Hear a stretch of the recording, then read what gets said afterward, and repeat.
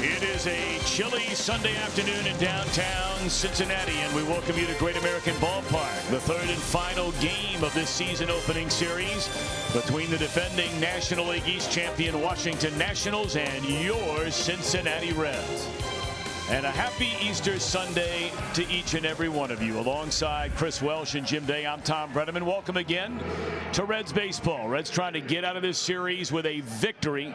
And the man they're hoping can lead them there is a talented young right-hander, just turned 24, Sal Romano. Well, Sal came into spring training an odds-on favorite to lock down a job in the starting rotation. He did just that. He threw the ball extremely well down in Goodyear. He showed good control. The one thing that he's got going for him, he likes to pitch down there at the bottom part of the strike zone. He's got a power-sinking fastball and a really nice slider as well. So if he can keep his number of pitches to a minimum, he'll be able to get deep into this ball game and maybe get a W. Well, one guy they're going to have to slow down because he had the best game of his career yesterday, the Springfield, Ohio native Adam Eaton. You know, you talk to the Washington National people and they'll tell you that Adam Eaton really isn't even 100% yet. Well, I hate to see it when he does finally get fully healed. He missed last year with a knee injury. He's come back here, I mean, on fire. 5 for 5 yesterday, a home run, a couple of doubles. He's all over the place. He's one guy that if you're on the mound in Sal Romano, you're thinking, all right, I really got to concentrate on him because I don't want him to set the table and get that energy going. Meanwhile, for the Nationals, we've seen two of the game's very best in each of the first two games of this series, and Max Scherzer and, of course, yesterday, Steven Strasburg. But I tell you what, not too far behind that duo gets the ball today, and left-hander Gio Gonzalez. Well, over the last few years, Gio Gonzalez has gone down a little bit until last year. Had a terrific last year, for his best in the last 5 seasons. His velocity is dipping, but he's using a lot more breaking balls, a lot more change-ups. He's wily now that he's 32 years old. And he's always a tough customer to handle. And a couple of Reds that have had good success against Gonzalez. Look at Votto's numbers as a lefty against lefty, and Suarez 4 of 8. When we come back, we'll have more on Eugenio Suarez. Hey, Jim Day's been spending a lot of time with Suarez during spring training. They'll catch up as usual when we come back.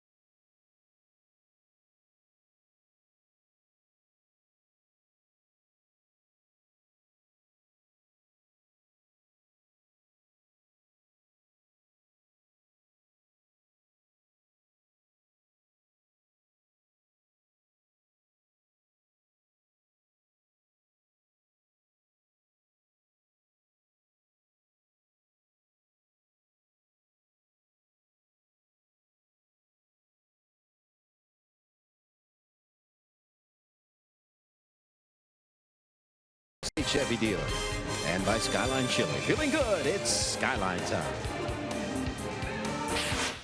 Hey guys, meteorologist Brandon Orr here from Local 12. A little bit cooler out at Great American Ballpark today. Yesterday we actually made it into the lower 60s. It didn't feel too bad, especially in the sun. We have more clouds around today and temperatures will actually be falling through the 40s. We have some snow on the way. We're going to have some snow cover on this field late tonight, but it's going to hold off until after the game. So we're only expecting dry conditions. We don't expect any rain delays out there today. Good news. Thanks for watching the game here on Fox Sports Ohio. I love Cincinnati. My wife, she loves Cincinnati. My family like to walk around the river.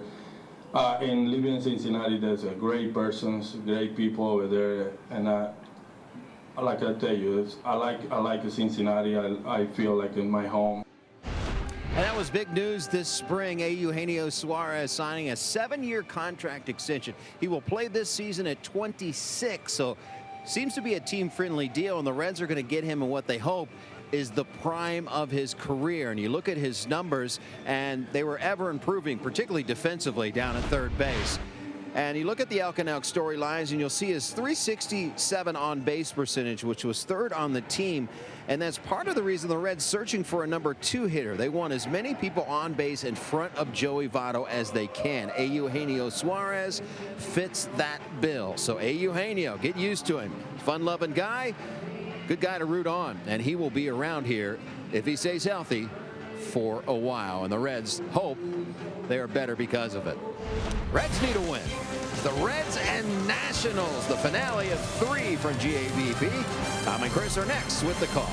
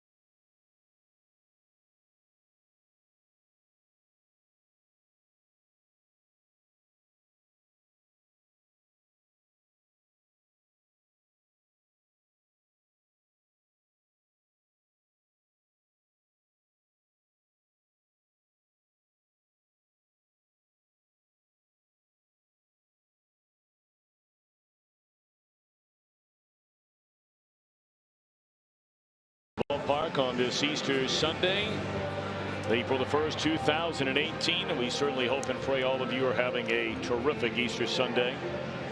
Let's take a look at the Washington Nationals starting lineup under their first-year manager Dave Martinez. Eaton coming off the 5-hit game yesterday, to be followed by Anthony Rendon, then Bryce Harper. Zimmerman back in the lineup. Trey Turner at short, Michael Taylor in center. A ladder third, and Miguel Montero the catcher. Gio Gonzalez, a pitcher, will bat 8th. And Wilmer Defoe will play second and bat 9th. And Sal Romano takes the ball. Boy, did he come on strong at the end of last year for the Reds. Yeah, he did. And he's only 23 years old. So you've got high hopes and a high ceiling down the road for Sal Romano. For him, though, it all begins right now after a really good spring. So here we go. What a monster game it was yesterday for the native of Springfield, Ohio, and Miami of Ohio University. And that's Adam Eaton. Ball one down low.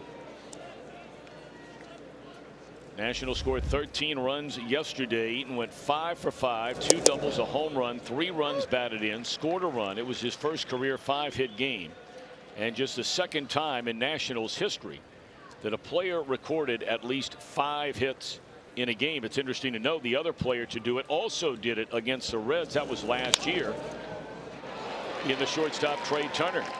And right where he left off yesterday, already the 7th hit in 2 games and 1 at bat for Adam Eaton. Well, after throwing a really good fastball knee high, he throws that one right on the inner third of the plate, about thigh high. And Eaton, the way he's seeing the ball right now, that must have looked like a beach ball. Anthony Rendon making his way to the plate. 2 of 8 so far in this series. Had a hit in 4 at bats. Also drew a walk yesterday. Really, it's been a quiet series for both the 2 big sluggers in this lineup. All 3, if you throw in Zimmerman with Rendon. Harper does have a pair of sac flies. And then Zimmerman, who did not start yesterday, knocked in the first run of the season on a fielder's choice. But it's scary to think about this Nationals lineup. If any 1 or 2, if not all 3 of those guys get hot during a weekend series.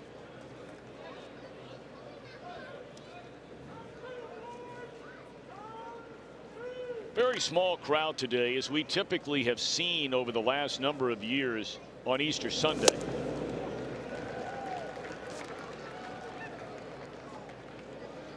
Reds moving back the start time from 1 o'clock, where they would normally play on a Sunday afternoon, on this Easter Sunday, to maybe generate a few more folks in the stands with this 4 o'clock start. And certainly Mother Nature, at least it's dry, but it is chilly. Still nothing in 2 on Anthony Rendon. Well, right now Sal's keeping it fairly simple. If you call 97 miles an hour at the knees simple, that's what he's trying to do, is pound the bottom of the strike zone, get Rendon to roll one over and hit a ground ball to the left side. He'll mix in a couple of different breaking balls and a changeup as well. New catcher behind the plate here for the first time. We get to see Devin Mesoraco here in 2018. Romano a year ago made his major league debut, making 16 starts during 3 different stints with the Reds. He made spot starts in April and in early July before joining the rotation for good right after the break. And during the second half of the season, he led all Reds pitchers in innings pitched, tied Homer Bailey for the staff lead in starts. And we brought up earlier, over his last 8 starts, 4 of them were quality with an ERA barely over 3.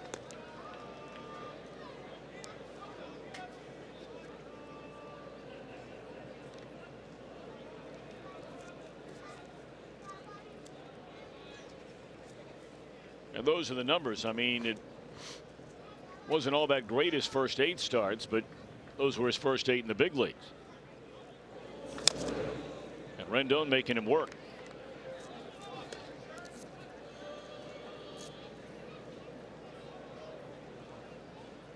Rendon coming off his finest season as a major leaguer.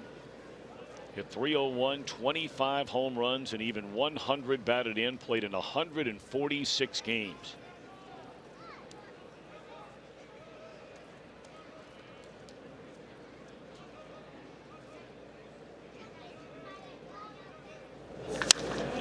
And that one launched into left field, and Rendon has his first home run in 2018. 2-0 Nationals after the first 2 batters of the game.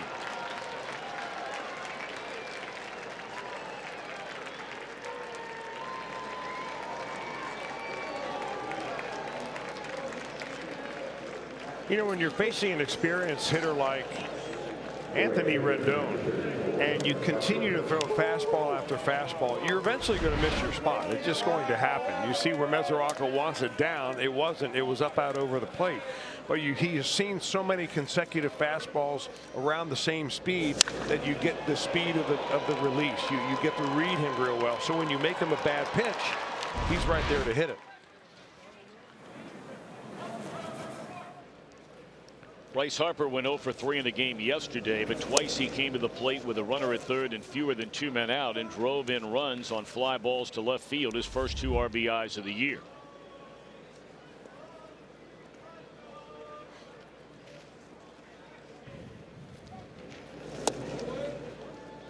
Two and 0 on Bryce Harper. Well, some first inning struggles for Sal, even though he had a very good overall season last year. You see in his 16 starts, he gave up runs, 9 of them in the first inning. Sometimes, you know, he's a very emotional guy, a big guy. As you said yesterday, Tom, the type of young man that it's very easy to root for him because he's such a great young man. But you can get kind of over amped up, and somehow you've got to figure out how to back off a little bit. And for Sal, it means maybe trying to figure out how to throw it 90% rather than throw it 100% on every pitch. If you watch his delivery, boy, I mean, he is grunting and groaning and just giving everything he can into each pitch. Back off just a little bit. You'll find your control is better, and you'll even get a little bit more movement on your pitches.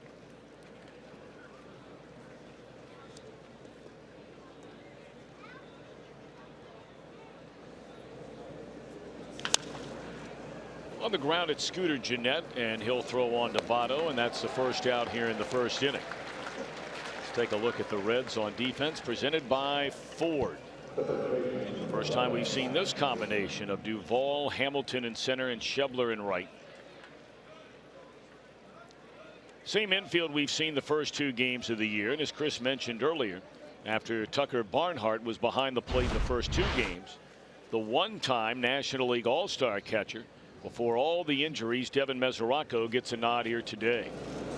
You know, nice to see Devin back and healthy during spring training. That was one thing he mentioned, that, you know, he didn't have to worry about his condition for the first time in many years. All he had to worry about was baseball stuff. It's interesting to note that this is the first time besides a spring training game where Devin Mesoraco has ever caught Sal Romano.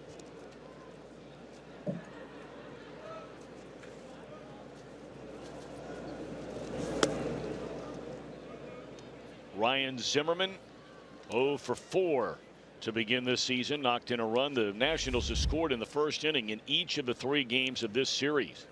Zimmerman on that fielder's choice could have been a double play. If they turn it, you get out of the inning without a run. And then the 3-run home run in the first inning yesterday by Matt Adams. Traveled a whopping 460 feet to the deepest part of right center field.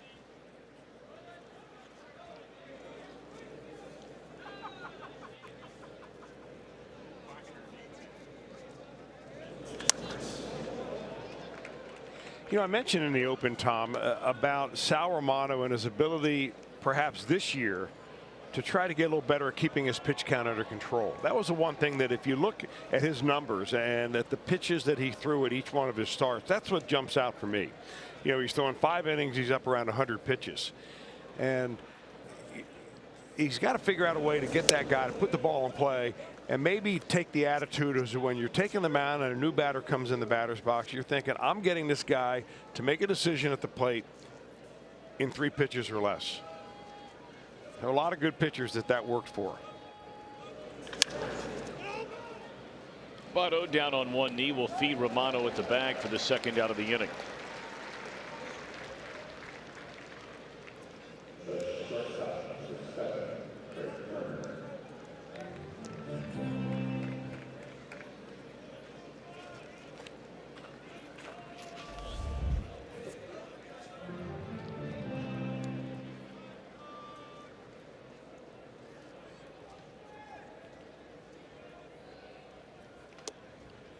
So with 2 in, 2 out, and nobody on, it'll be the shortstop Trey Turner.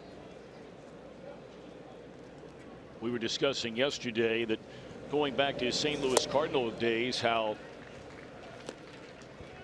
damaging Matt Adams has been offensively against Cincinnati pitching. Well, in just 8 career games against the Reds, Trey Turner is following suit, a .481 batter against Cincinnati pitching. He did not go around on the appeal. Pretty good looking pitch without the appeal.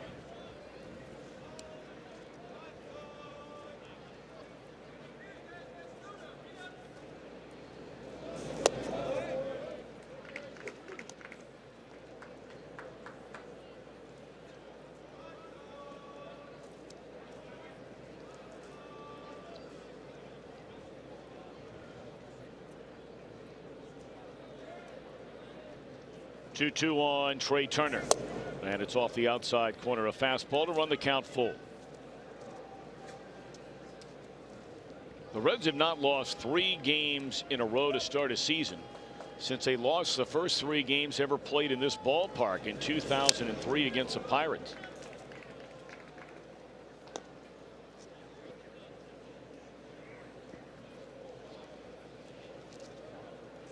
The Nationals, meanwhile, is trying to start a year at 3-0 for what would be the 4th time in the club's history, and they will do it, if they do it, 3 times in the last 5 years.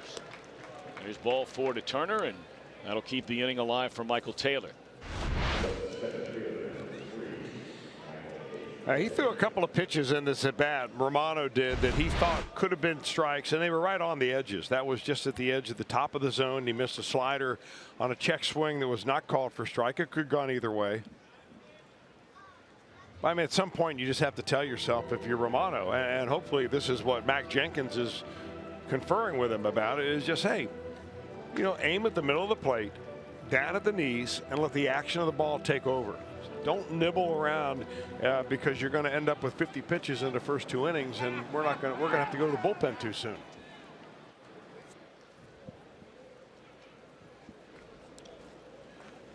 Michael Taylor did not get the start in center field yesterday, but he will be their regular center fielder throughout the year.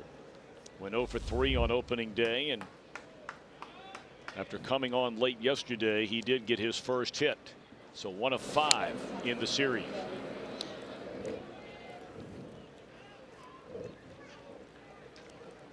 Turner is among the game's very best base stealers despite his youth. I mean, it makes no difference. He made an impact right from the get-go last year after they brought him to the major leagues, and he's running, and Mesoraco's got a shot, but safe.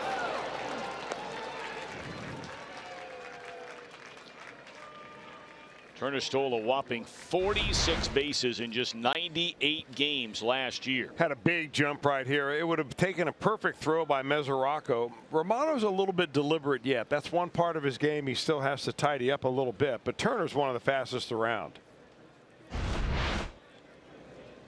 And we mentioned, Tom, how this Washington national team is a really interesting blend of speed and power. I mean, their speed doesn't revolve only around one player, as does the Reds there with Billy Hamilton. Turner can run. Adam Eaton can run. Michael Taylor can run.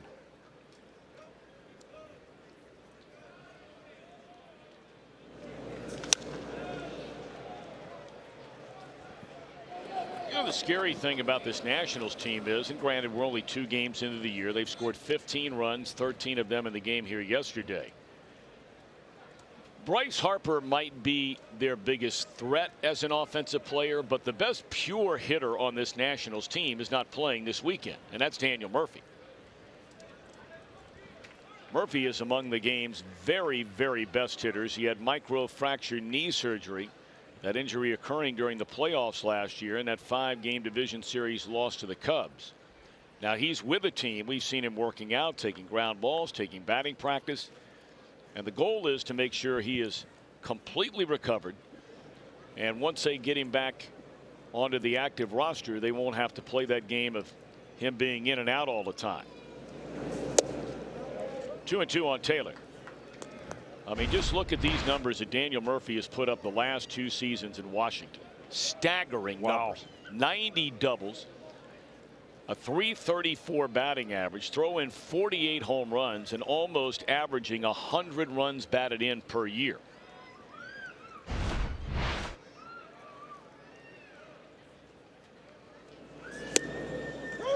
And that's strike 3 to Taylor, who can't believe the call. The Nationals, for a 3rd straight game, score in the opening inning and hand Gio Gonzalez a 2-0 lead.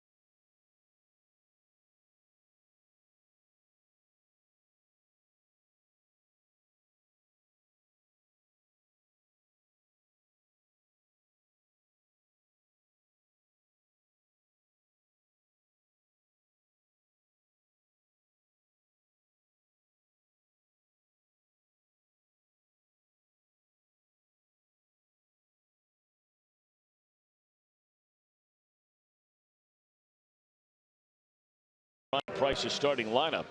First time this year we've seen Billy Hamilton back at the top of the batting order. He's in center. Suarez again at third and Joey Votto at first. Adam Duvall for the first time in the cleanup spot. Scooter Gennett drops to fifth, and Devin Mesoraco will bat sixth. Schebler, Peraza, Romano, the latter third. Gio Gonzalez, 32 years old, pitched over 200 innings again last season, won 15 games with an ERA of under 3. He's doing it a little differently than he did earlier in his career when he was with the Oakland A's especially. He was a much harder fastball pitcher. It's now down into the high 80s, this fastball, but really hasn't stopped him. He's got a big breaking ball, kind of a roundhouse slurvy curveball, good changeup. Had a tough competitor.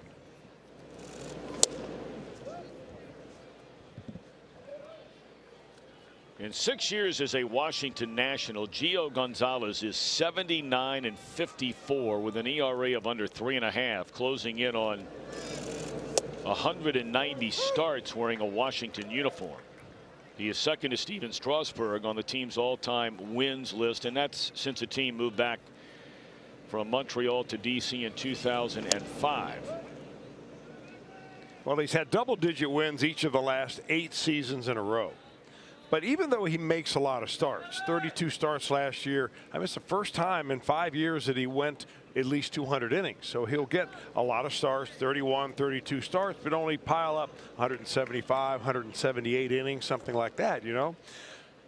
So they're trying to get him to go a little bit deeper, but the trend of baseball nowadays is that doesn't happen. Really good season last year. Those are ranking in his career. His best season, 2012, his first year with the Nationals when he won 21. Chris, you talked about the number of pitchers. Joe Luckham, our statistician, came up with a stat today. And look, there's a lot of numbers in this stat. Some will let this breathe a little bit as we get through this. Maybe we'll finish the at bat before we get to it. But let's just start with the fact, as Hamilton's gone on strikes, there have been 38 games played in Major League Baseball so far this year. 38. There have been 289 pitchers that have been used so far. Okay, 38 games, 289 pitchers have pitched. In the entire 1968 season, over 1,600 games, there were fewer pitchers used in that season that have been used in the first 38 games combined this year. This call to the bullpen brought to you by Skyline. Can you believe that? That's amazing. That is an amazing statistic. And what I read where the first year manager Gabe Kapler in Philadelphia has already used 21, not different pitchers, but 21 pitchers spanning a total of 28 innings where they've needed a bullpen. That's incredible. They better get that call, the bullpen sponsored. Well, they're doubling down on what they're charging for that.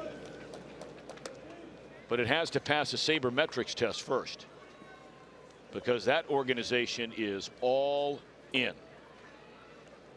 Starting with the manager.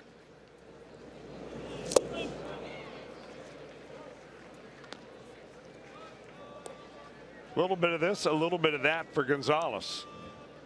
Suarez, you mentioned early, Tom, that it's been Joey Votto and Suarez that have had some success against Gonzalez. Strike three called, fastball, and add and subtract. Up in the strike zone, but back-to-back strikeouts. It's kind of funny. The radar gun registers this at 90 miles an hour, but to see the reaction of Eugenio Suarez, you think it was 100 miles an hour. Just goes to show you whether you can add and subtract. The batter doesn't hit the radar gun. He hits what he sees. Votto shoots one into left field, and that's a base hit for Joey. We mentioned earlier he has 3 home runs in his career against Gonzalez and a OPS. As you look at, first of all, at this base hit from Votto.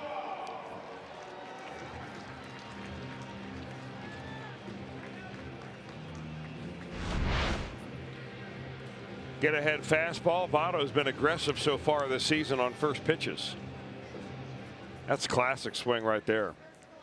Yeah, I'm wondering if Gonzalez just threw that get-ahead fastball to get Joey Votto to make a decision in the at-bat. Why string the thing out to 9 pitches? He's probably going to get on base anyway, based on his track record against Gonzalez, nearly a 500 on base percentage. Yeah, and an OPS of 1.432. That is the highest that Votto has against any left-handed pitcher in his career. So if you're facing Votto and you have that kind of track record, and you hold him to a 2-out single, you probably look at it as like a draw. I'll just go get the next guy here. And the next guy would be Adam Duvall. Got his first start yesterday, and in his first start, he did what he's been doing since he was penciled into the Reds starting lineup, and that's drive-in runs. Hit a 2-run home run, also had a sac fly, just missed this one. Fractionally underneath it, and Taylor waits, and that's all for the Reds in the opening inning. A hit, a man left. Nationals in front by a pair.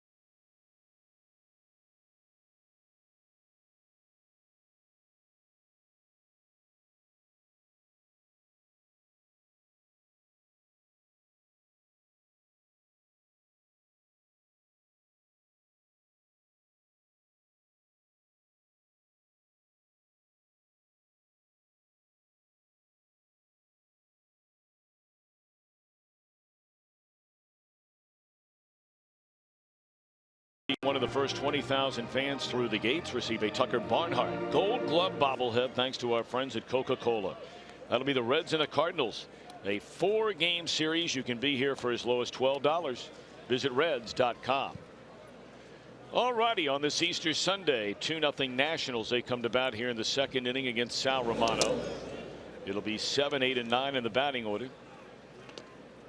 Off-season acquisition, long time Arizona Diamondback starting catcher, and we saw him also as a Chicago Cub. Brought in to back up Matt Wieters and maybe push Wieters a little bit is Miguel Montero, broken bat and roller. And that is Peraza, the shortstop, for the first out of the inning. Well, after a long inning, a lot of pitches, Romano will take that. 1 pitch, 1 out.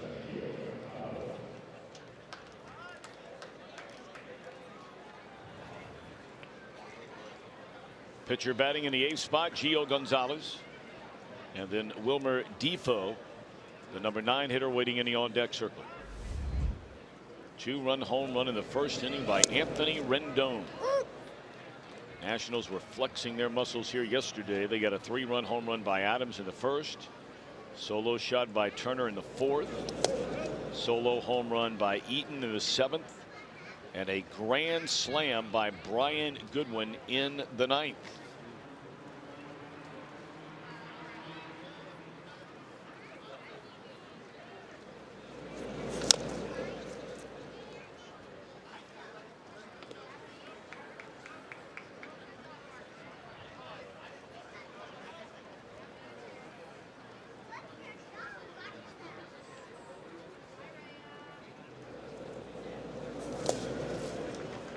Gonzalez out of there swinging. So back-to-back outs recorded to start this second by Romano, and that's his second strikeout. Well, thanks to the folks at Miller Lite. little bit later on, we'll have our whole true moment of today's game. Nationals will stay on the road when they leave after today's game, and the Reds will stay right here. The defending Central Division champion Chicago Cubs come to town. And the Cubs, it appears, are going to come rolling in here. Well, now it's just gone final, so they will come to town with a 2-2 record. They opened the season down in Miami. Won the opener and then lost 2 of the last 3. 6-0. Marlins roughing up Quintana today. The Reds will see one of the newest Chicago Cubs tomorrow, and that'll be a 4-10 start. Tyler Chatwood on the mound. And Tyler Mahle will start it for the Reds. And then on Tuesday, a 6:40 start. The veteran John Lester against Cody Reed. Jeanette will throw out the speedy Defoe, and it's a 1-2-3 second for Romano. Jeanette, Mesoraco, Schebler coming up. 2-0 Nationals in front.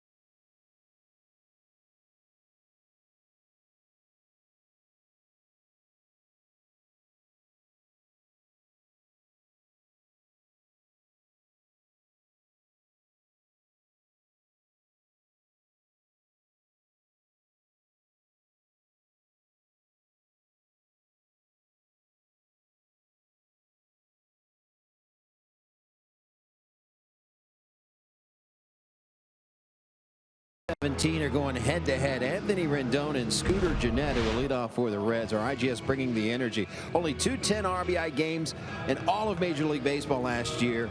Rendon, and who will ever forget, June 6th versus the St. Louis Cardinals.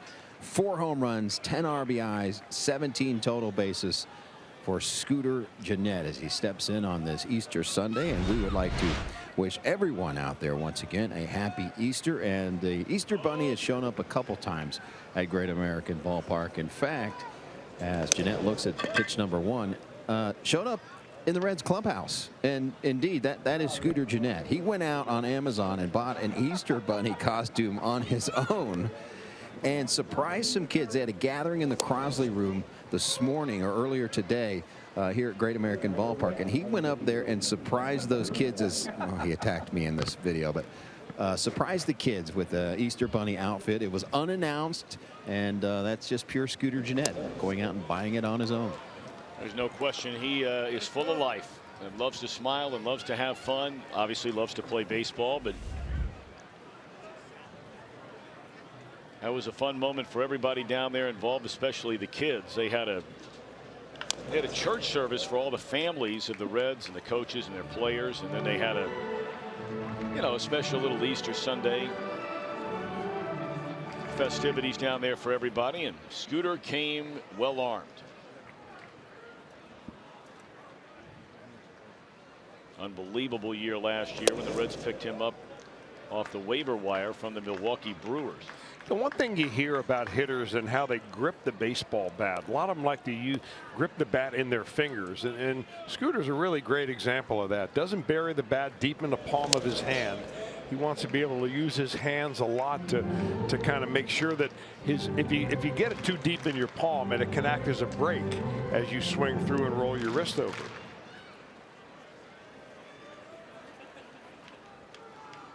He's been good. He's been hitting the ball hard to right field and slicing base hits to left. Chase out went out of the strike zone, and that's already 3 strikeouts in the game for Gio Gonzalez. Just kind of a runaway fastball right here.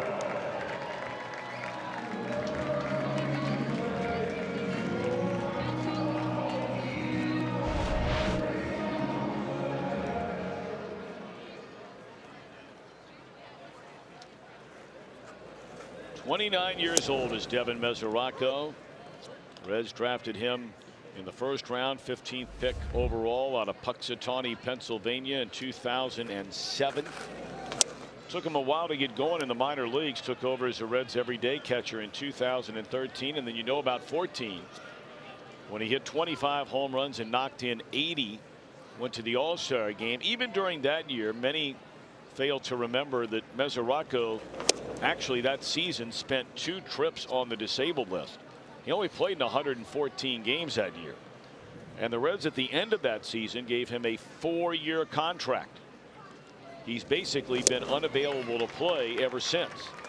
He's gone on strikes, and back-to-back punch-outs for Gonzalez, giving him 4 in the game so far. Interesting. You know, even though Gonzalez features a lot of off-speed pitches, big roundhouse breaking balls and all of 4 of his strikeouts today have come on that fastball. At 90, I mean, you know, you were facing Max Scherzer throwing mid-90s. Strasburg, you know, was getting it up at least that high yesterday.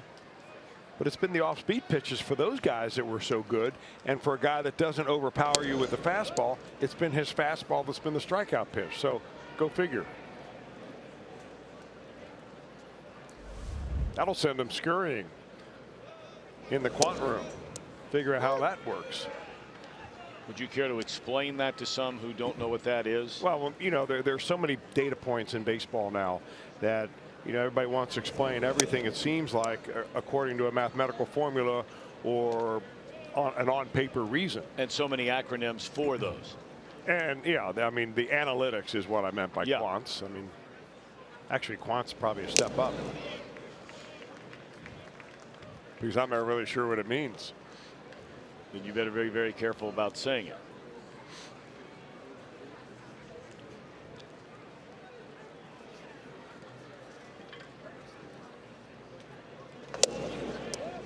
Gonzalez thought he had Schebler struck out on that fastball. 3-2.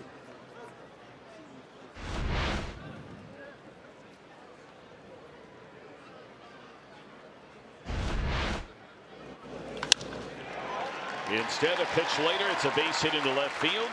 Second hit for the Reds in this game. Both of them coming by left-handed batters. Votto in the first inning, and now Schebler here in the second. That's a good adjustment by Scott Schebler, figuring that Gonzalez is not going to give him really anything to pull. He just missed outside with a fastball, and he's probably going back out there again. So he just levels his bat and takes it the other way. Jose Peraza looking for his first hit in this series. 0 for 8, has struck out 5 times.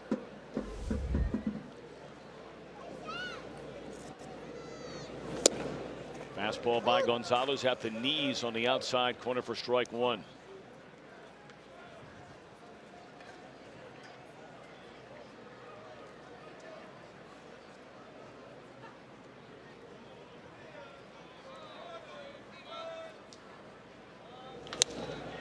Looped into right field. It'll hang up long enough for Harper to get to it, and that's all for the Reds. They get a hit, strand a runner. Still 2-0 Washington. We move to the third.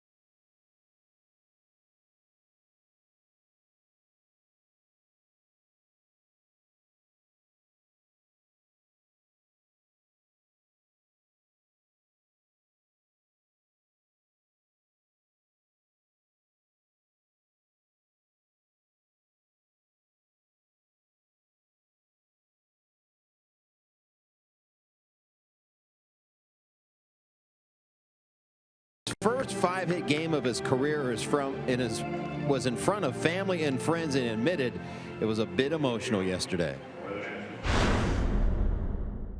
I never point or do anything before I hit third base, but I think the moment kind of got the best of me because I could see my brother and my mom and dad and my wife and my in-laws and, you know, former teammates and you know, coming around third base. And like I said, the moment kind of got it to me, you know, just because it's for them. Yeah, you better believe an Ohio native returning home and having a day like that in front of family. Hey, he's human like anyone else. Reds, though, would like to get this guy out. Yeah, that might not be a bad plan. He singled into right field to begin the game. You mentioned he had the 5 consecutive hits in his 5 at-bats yesterday. The last time they got him out was in the 7th inning on opening day.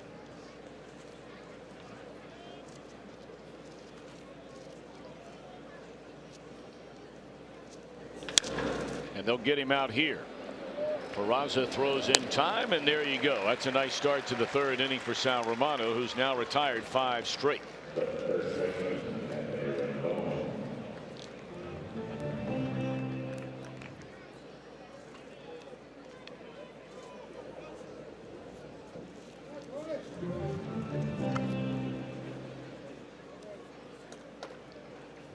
Rendon accounting for the game's only 2 runs on a long home run back in the opening inning.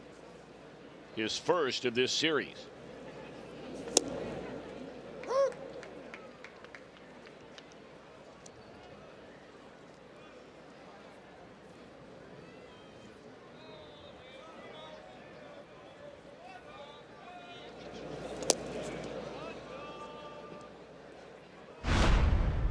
There was no doubt about this one, Chris, when it left the bat. Well, he got one pretty much right down the can, as you like to say, a little bit over his belt.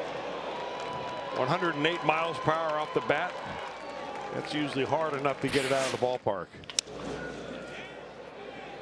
Hamilton able to come in and get the floater to center field. Back-to-back outs recorded, and rather quickly for Romano.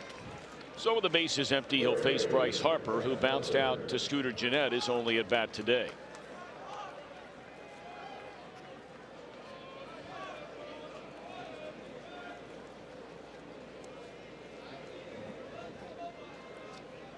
The Reds and Nationals only play a pair of series against each other, being outside the division. The next time we see Washington, it'll be the month of August, first weekend of August, a 4-game series in the nation's capital. And you wonder if between now and then there will be any movement on trying to get Harper signed to a contract. You know, it's one of those where it really doesn't matter how old a player is. It doesn't matter how productive a player is. When you're talking about the kind of money that's been at least floated around that Harper might be able to make. I believe that ball hit the umpire, did it not, in the right hand? Yeah, it looked like it clicked off the glove of Mesoraco and right into Marvin Hudson's bare hand. Oh boy, that's got to hurt.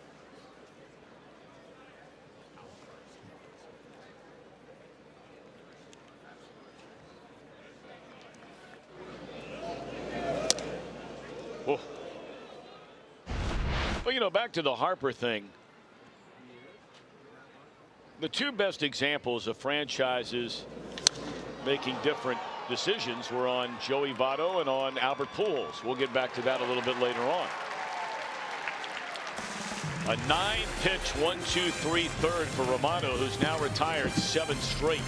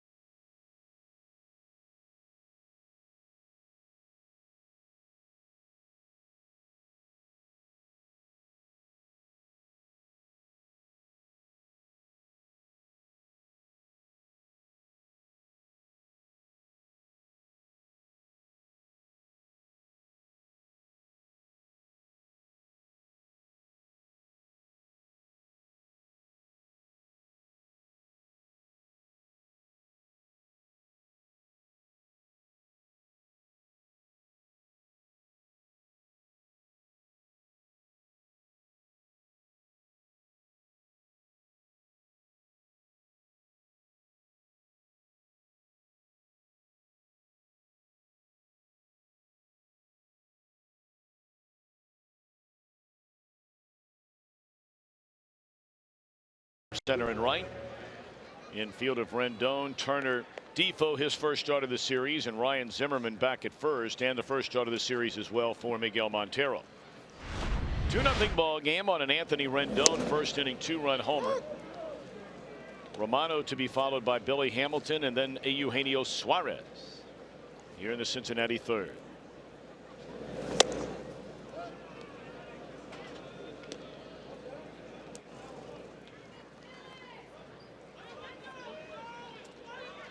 Gonzalez has already racked up 2 strikeouts in each of the first 2 innings, falling right in line with Max Scherzer and Steven Strasburg through the first 2 games of this series. Scherzer at one point fanned 7 batters in a row, 10 overall in his 6 innings of work, and give Gonzalez yet another. That's number 5. Well, the 5th one came on a breaking ball. The first 4 were all on fastballs. Even though he doesn't light it up like he used to, Gonzalez has got enough on that fastball to fool some of the Reds hitters. Looking there, blowing it by Scooter Gennett and right by Devin Mesoraco.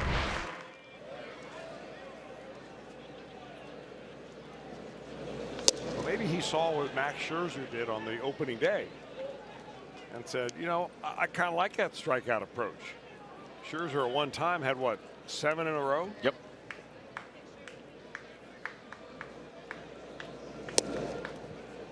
Obviously, Scherzer and Strasburg are the headline acts of this starting rotation. But we made the note a couple of days ago on opening day that when you combine the numbers since pitching for the Washington Nationals of their 3 and 4 starters, Gonzalez and Tanner Roark, that duo is a combined 134 and 90 with an ERA of under 3.5. That's your 3 and 4 starters.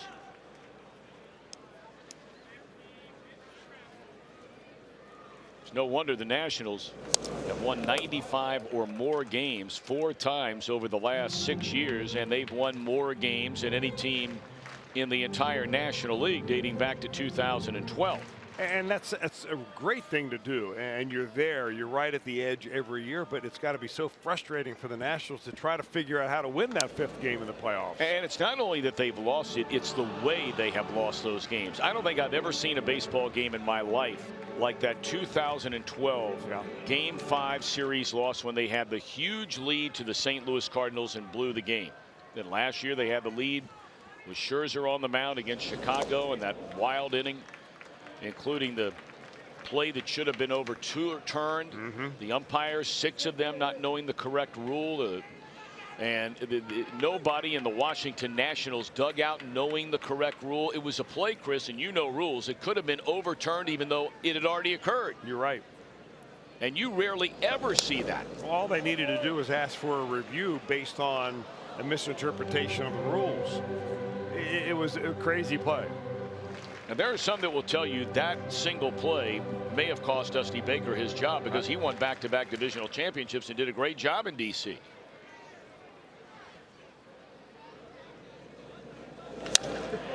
Billy Hamilton, a sinking liner and a sliding catch made by Harper for the 2nd out of the inning. Nearly Hamilton's first hit in this young season. Hit it hard. Good positioning here. Harper is kind of snug in there a little bit. He gets a good jump on that ball, and it just hung up just long enough for him.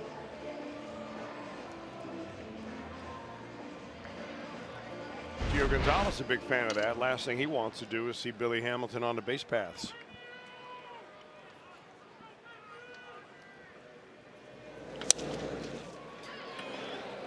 Nice play by the second baseman Defoe, and it's a 1-2-3 inning, the first of the game for Gio Gonzalez. We've played 3. The Nationals lead by 2.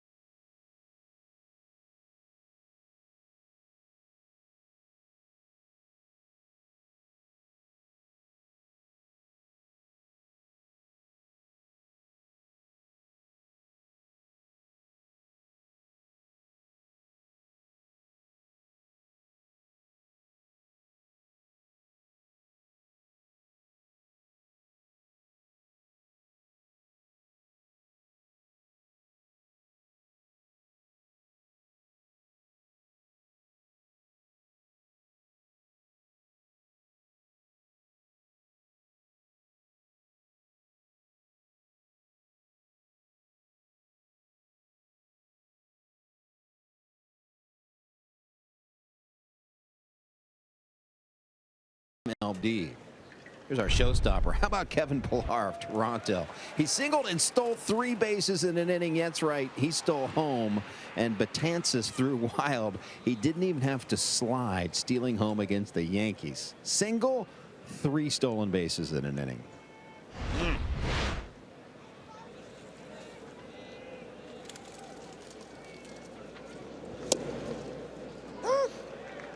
Ryan Zimmerman to begin things in the Nationals' 4th inning. 2-0 game on a 2-run home run by Anthony Rendon in the first inning. Since then, Romano has been nearly perfect.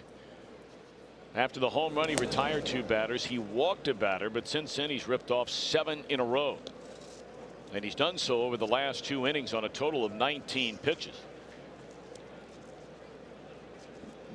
You know, we were talking about Dusty Baker. Talk about rare. Baker is one of 3 managers to win 90 or more games last season and not have a job as a manager this year. John Farrell, no longer in Boston. Joe Girardi, no longer the manager of the New York Yankees.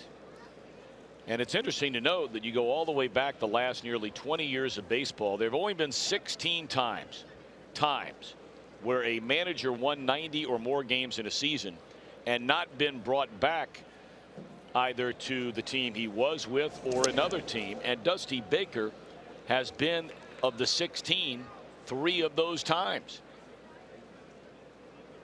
2002 with the Giants after they lost the World Series. 2013 with the Reds after they were in the wild card game. And then last year in Washington.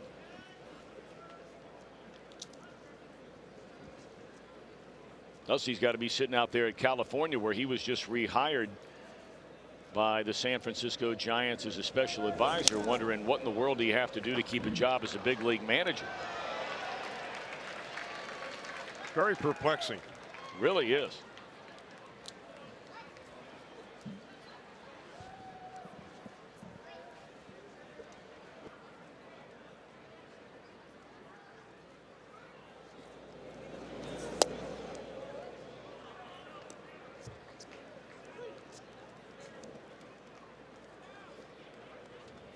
Now, the first inning was a long one for Sal. 6 batters, 2 hits, a home run, a couple of runs, and ever since then, he has not given up a hit. He's only faced 6 batters, and he does, however, give up a leadoff walk to Zimmerman.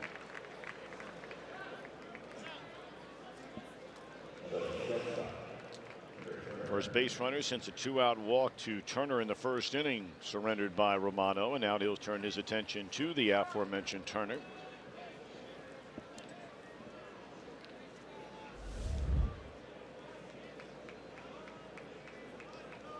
I think the thing that's been so surprising about some of the managerial changes is there's a base hit into center field by Turner, and just like that, a walk and a single, and the Nationals are starting to make a little noise. Is it most of the guys that are getting hired are not necessarily guys, and Dave Martinez is a guy who certainly paid his dues as a major league coach, a right-hand man of Joe Madden in Tampa and then Chicago. But you know, guys like Kapler, he's never managed anywhere at any level. Alex Cora, same thing. We know about Aaron Boone. Came out of the broadcast booth. Mickey Callaway, former pitching coach with the Indians, moves over to the New York Mets and becomes manager. And really what that tells me, Tom, is that a lot of these managers are men who are taking these jobs under whatever circumstances they're being offered. I don't mean from a money standpoint. I mean from a participation of the front office standpoint. So the front office will get an inexperienced manager in there and say, listen, we'll take care of this game strategy and the lineup and that kind of stuff. You take care of the clubhouse. You deal with the media. You do with all that kind of stuff. We'll take care of the analytics. A rocket right at the shortstop, and that's the only way you're going to turn a double play on the speedy Michael Taylor. So just like that, 2 on, none out, becomes a runner at third with 2 away in the inning. So one thing you have going for you when you have a sinker ball pitcher on the mound, and Romano is one of them. You know, you may give up a walk, but you're going to get some ground balls, and with each of those ground balls, there's an opportunity to turn 2.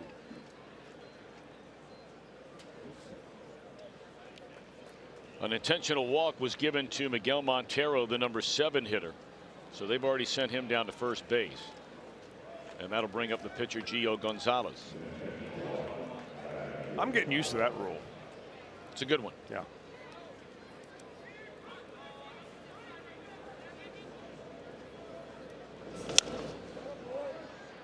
Makes you wonder why they ever did it the other way to begin with. They probably didn't know any better. I mean, they've been doing it in high school for a long time, I think. Have they? Yeah.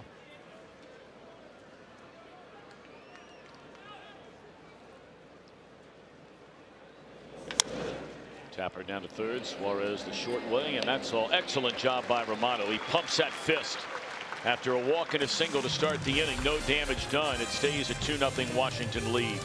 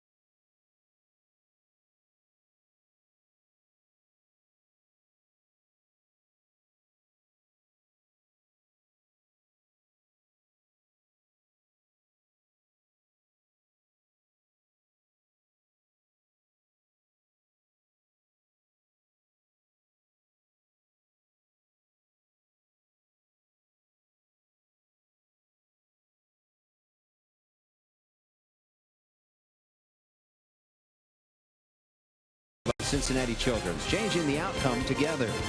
And by your local Ford dealer. Ford, go further. This day in Reds history brought to you by Geico. April 1st, 1967, the old left-hander Joe Nuxhall retires after 16 seasons as a player. 15 of those were with the Reds, and he moved right up into the broadcast booth, where he remained full-time until 2004 and then part-time until 2007. And, of course, that dynamic duo, Marty and Joe. Certainly the soundtrack of my childhood and many others. Not a day goes by we don't miss the old left-hander, the great Joe Nuxhall.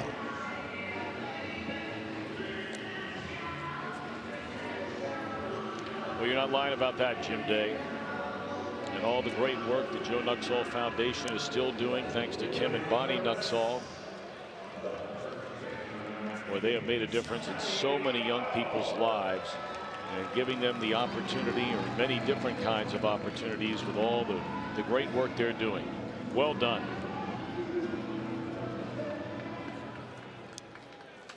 Joey Votto to start things. He'll be followed by Adam Duvall and then Scooter Gennett. 2 runs, 3 hits for Washington. Both runs coming on an Anthony Rendon first inning home run. The Reds had a hit, a 2-out single in each of the first 2 innings. One of them by Votto in the first, the other by Schebler in the second. And Gonzalez coming off his first perfect inning and should retire Votto and Will to start the 4th.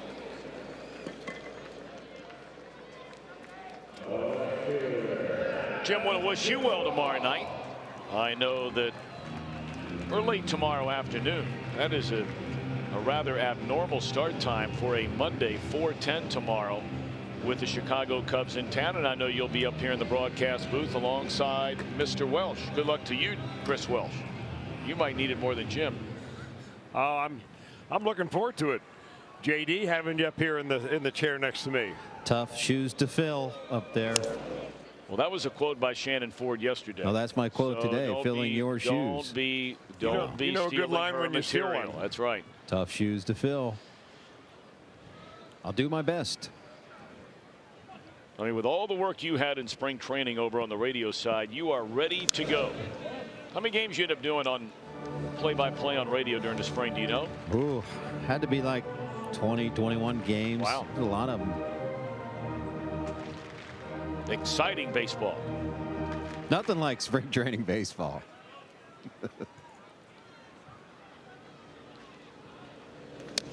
You know, Jim, one bit of advice. It's really not big shoes to fill, but with Tom Brennan, it's expensive shoes to fill. So I'm sure you'll be up to it. Well Partner, played. you have a good couple of days off. Thank you very much. Bring some warm shoes to Pittsburgh. I actually packed the bag this morning and brought it down to the ballpark, where Rick Snow and company will kindly get that bag, hopefully, to Pittsburgh. And it's nothing but warm stuff. I guess the weather forecast for both Pittsburgh and Philadelphia, 3 of the 7 days that 4-letter word enters the forecast. Snow. Straight away center field by Scooter Gennett, and that ball is up against the wall, and Scooter continues his hot start. That's his 7th hit already this year. He's in with a double.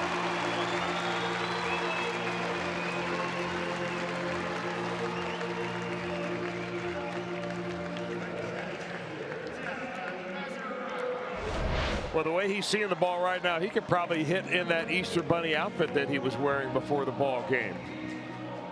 He's hitting it hard, really all different parts of the ballpark. This one, he really fools the center fielder by hitting it right over the head of Michael Taylor. Taylor does a good job of getting it back in and close at second base. So now score a chance. Don't you just love the enthusiasm that Scooter Gennett plays with?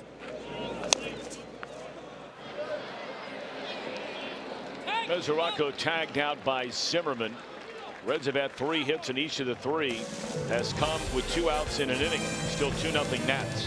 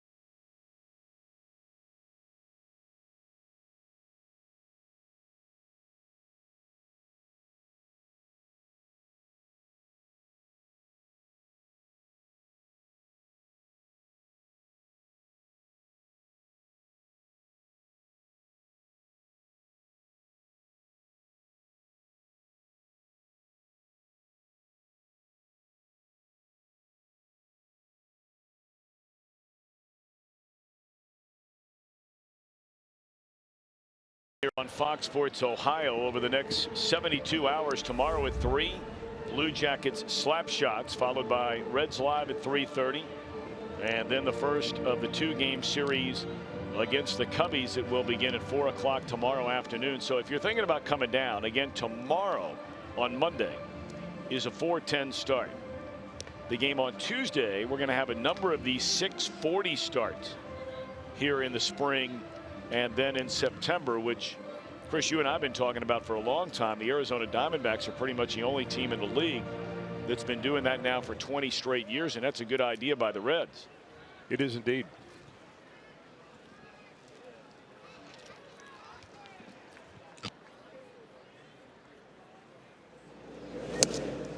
Nine, 1, and 2 in the batting order coming up. Defoe, and then Eaton and Rendon. Sal Romano's given up 2 runs, 3 hits, 3 walks, 1 intention. And he'll take care of Defoe to open up the 5th. Boy, he's throwing the ball well. He's settled into a nice groove here.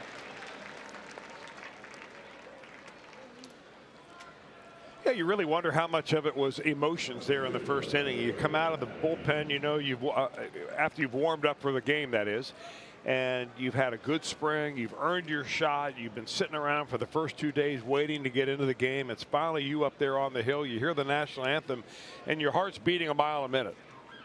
And you look up, and now you're facing, you know, big names: Harper, Rendon, Zimmerman.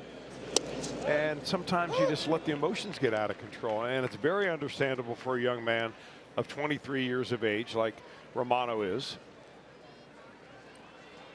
This is a lot more like what you expect. To the right side, Jeanette with time to recover and is still able to get Eaton.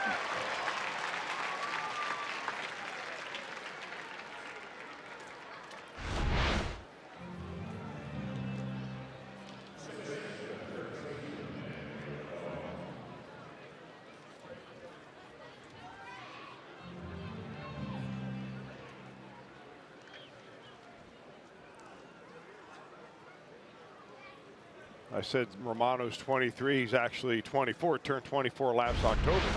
Yeah, during the offseason. Not bad for a 23rd round pick. Not bad at all. And a bright future indeed as he stands in the bright sunshine. What's broken through clouds rolling in. It was a beautiful morning. Chilly, yes. But lots of sun, blue skies, and then a lot like yesterday, the clouds came rolling in later in the afternoon. But right now, some sunshine, and enjoyed it on this Easter Sunday. Hope you and yours have had a great weekend. Going back to Good Friday, Easter today. Some of the schools are out. Some of the parochial schools, they begin their spring break on Good Friday, and just about all of the public schools, not every one of them, but just about every one of them are back into school tomorrow after having spring break last week.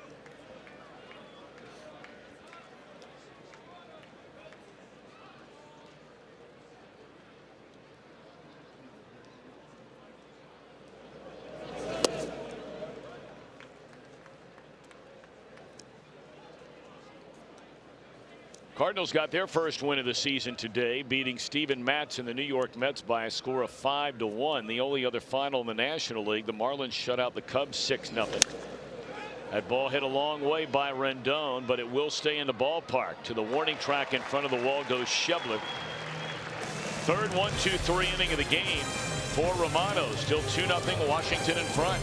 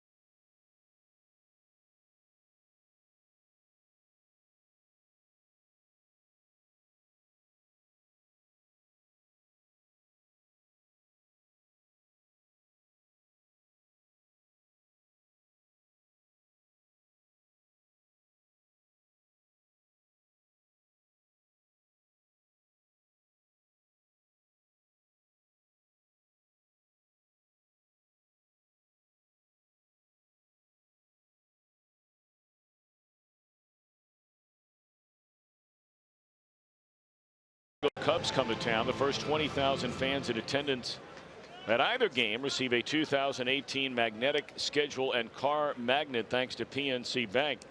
For tickets, call 381-REDS or visit Reds.com. Our first look at the Chicago Cubs starting tomorrow afternoon.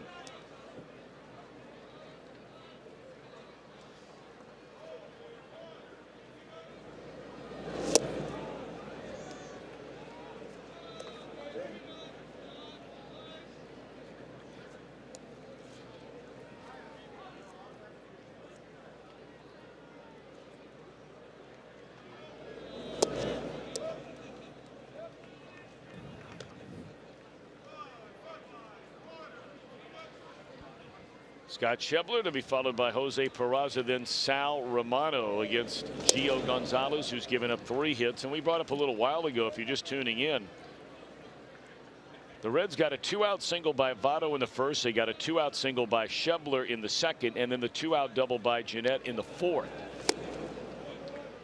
They like to have somebody on base to start an inning. See if they can't get something going against Gio Gonzalez. But what a 1-2-3 punch this is at the top of this Washington Nationals starting rotation.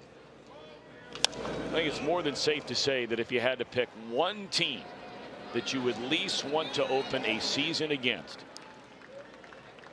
among all National League clubs, Chris, I'm not so sure there's any other team that would even get a vote besides the Nationals, knowing you're facing Scherzer, Strasburg, and Gonzalez. Well, it's really a good 1-2-3, obviously, Tom. I think the Mets give you a good run for your money right there with the top of their rotation the way it is. I think the Nationals probably have the Mets on their mind when it comes to, going after the title this year. But this is really solid. I mean, Scherzer is a whole different animal. And when Strasburg is right, and he was right yesterday, you can see how good he can be. Well, when you consider that all 3 of these starters ranked in the top 6 in the National League last year in earned run average, think about that. 3 of your starters in the top 6. We've seen some teams through the years that maybe had 2 guys in there. Yeah. But it is rare you would see 3 that good. Now, all the way up and down through the rotation might be a different story. Those Cubs fans may say, well, we like all of our top 5. When you start comparing right from the very top through the bottom. Driven a long way off the bat of Peraza. He's hit the ball hard twice today, but that's a long, loud out. And now let's get a quick message from Miami Valley Gaming. Get ready to get lucky.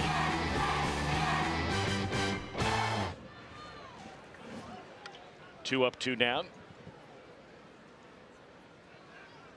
It's interesting. Some guys, depending on where they go and who signs them and all that kind of thing. And, especially when you leave one team and you go to another, as opposed to just staying with the club you're with, where you can seem to be forgotten a little bit. Where I'm going with this is the number 5 starter in the Cubs rotation we're going to see tomorrow, Tyler Chatwood. They've been talking him up and his potential and so forth. The bottom line is he had an ERA of almost 4.7 and lost 15 games last year. Now, that was not as a member of the Chicago Cubs. And then you get to Tanner Roark. And, I mean, you talk about being buried as far as Pub is concerned. When you're behind the 3 guys we've been talking about in this inning. Roark's ERA was roughly the same as Chatwood last year. He did give you 181 innings. But Roark's 1 season removed from a 16-game winner and an ERA at 2.8. Yeah. That's all for the Reds in the 5th. We go to the 6th. Washington in front 2-0.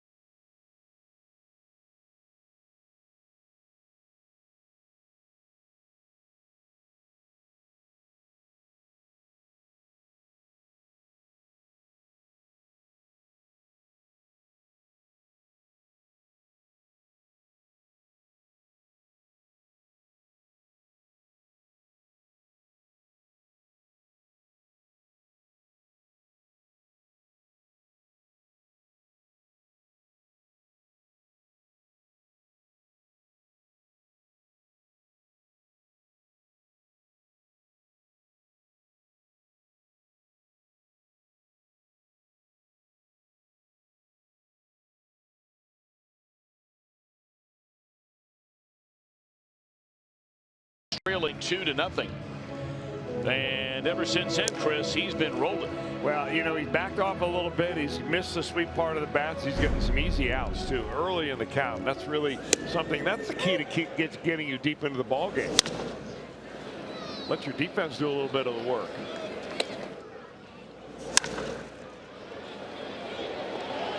I really like the ground ball factor from Romano. One of the things the Reds have tried to get him to do, though, is, you know, climb the ladder from time to time with that fastball, because, you know, that has been proven to be a really good pitch if you can throw it in just the right spot. Get a guy looking down, down, down. All of a sudden you come letter high with one about 95 and you can throw it by him. But you have to practice that location just the way you have to practice keeping the ball down. If you miss in the middle, that's when they launch one on you. Well, we've learned that really any part of this Washington Nationals batting order can hurt you. But if Romano can get through this 6th inning without any damage, and he's facing 3, 4, and 5, he could be on his way to a really nice outing in his 2018 debut. Harper is 0 for 2, has bounced a second fly to left.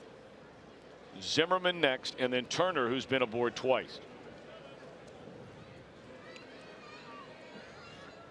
Adam Eaton started the game after a 5-hit performance yesterday with a single into right field today. Rendon drove him in on a 2-run home run. And ever since then, the Nationals have just 1 base hit. That was a single by Turner in the 4th.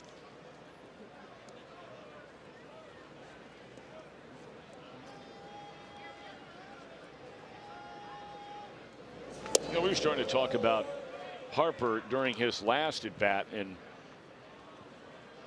some of you probably aware, it's been written about, talked about, seemingly for the better part of a year, that Harper is a free agent at the end of this season and could be the highest paid player in the history of the game.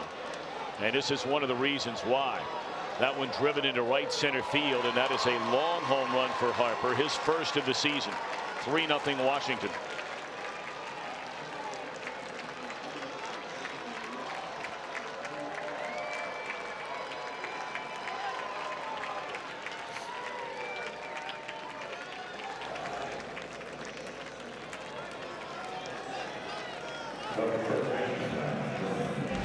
Well, you're hoping to get through a 3-game series without Bryce Harper beginning to feel good at the plate. He gets a little, looks like an off-speed pitch right there, and just stays right down on it.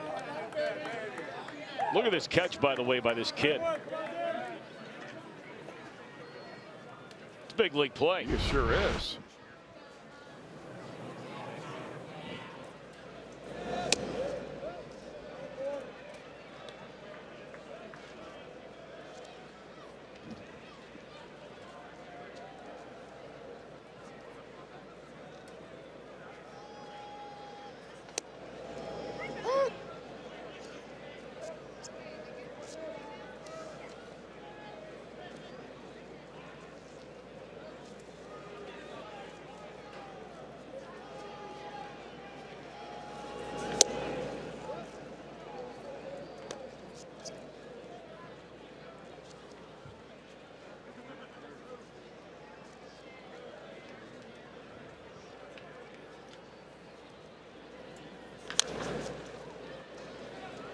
Slow roller and a nice play made by Suarez to throw out Zimmerman. That's out number 1 here in the 6th inning. Reds were shut out on opening day by the quartet of Scherzer, Kinsler, Madsen, and Doolittle on 7 hits.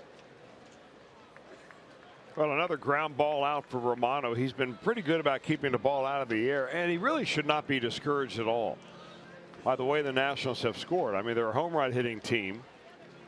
You make a couple of mistakes, they launch it. The solo shots aren't going to kill you, and the first one in the 1st inning has had 1 man on.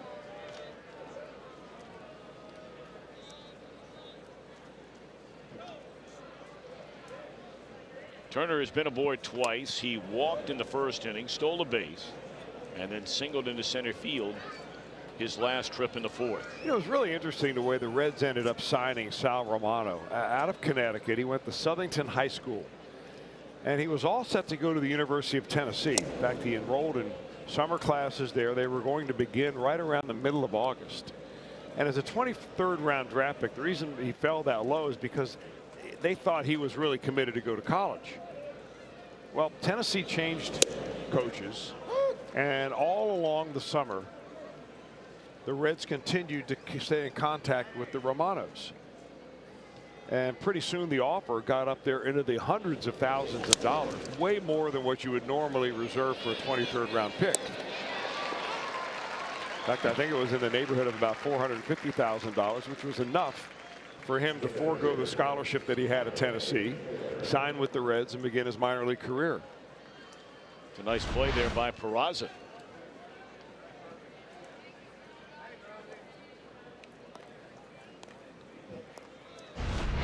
Of course, if Romano had stayed at Tennessee, he would have wound up being teammates with Nick Senzel.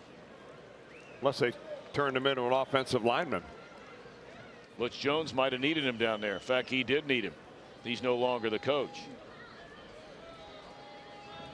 Well, what a good man.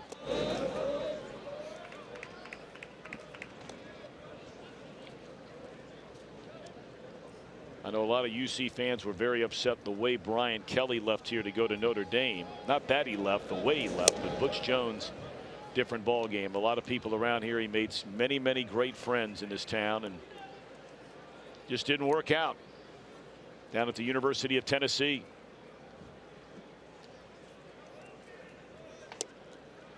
There's ball 4. 4-pitch walk to Taylor. 4 walks, 1 intentional today for Romano.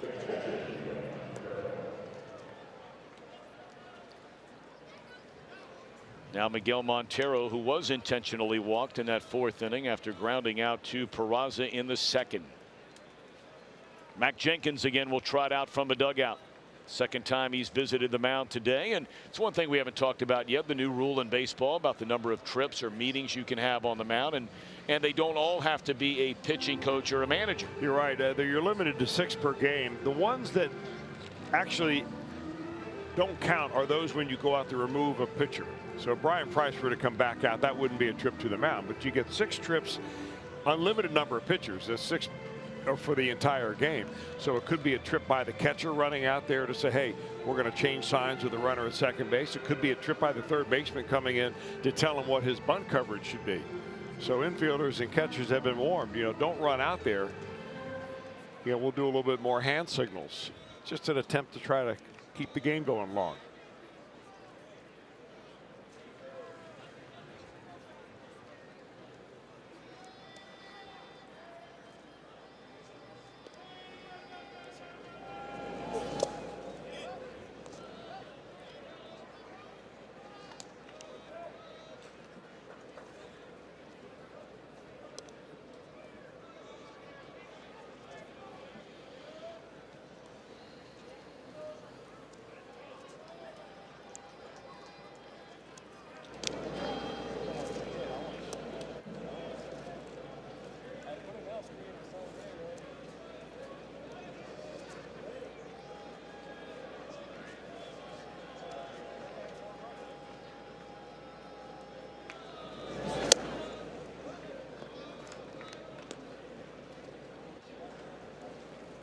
Giovanni Gallardo just brought on board to the Reds. It was announced yesterday, and for the first time beginning to warm up in the Reds bullpen.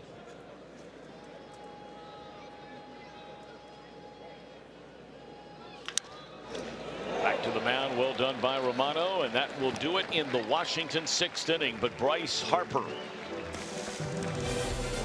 takes it from 2-0 to 3-0 with a solo home run.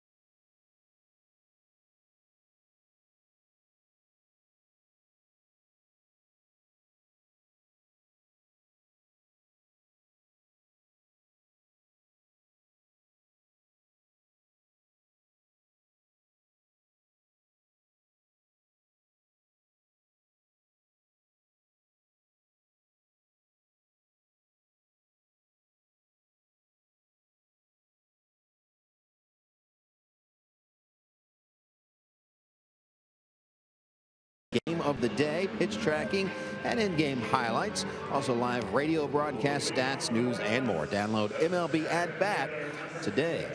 I was just checking out the At Bat app for our big story, and that's Shohei Ohtani, the two-way player. That's right, two-way player making his pitching debut today. He's gone 4 innings so far, giving up 3 hits, 3 runs, and those 3 runs were 1 swing of the bat. Matt Chapman with a 3-run home run. He has 5 strikeouts in the game. The Angels lead the A's 4-3. So Shohei Ohtani, hitter and pitcher.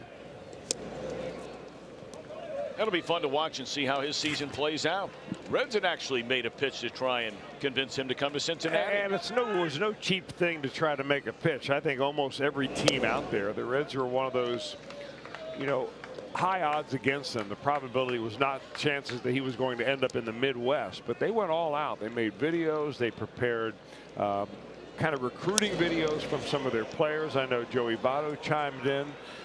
They had movies produced about, or film clips produced about Cincinnati and why he would be comfortable here. Really quite a production, and they thought they had a chance, because you never know. He ended up staying on the West Coast, signed with the Angels. From what I understand, Mike Trout may have had something to do with that. Billy Hamilton pops up to short right to begin this 6th inning. Reds are batting here in the 6th with 1 out and nobody on. And Gio Gonzalez working on a 3-hitter. Well, so far Billy has not done, at least in this ball game, what the Reds have really wanted him to do a little bit more of. Work count. He had a long at bat his first time before he finally struck out. But he's gotten the ball into the air each of the last 2 times, although his second at bat was a line drive to right field.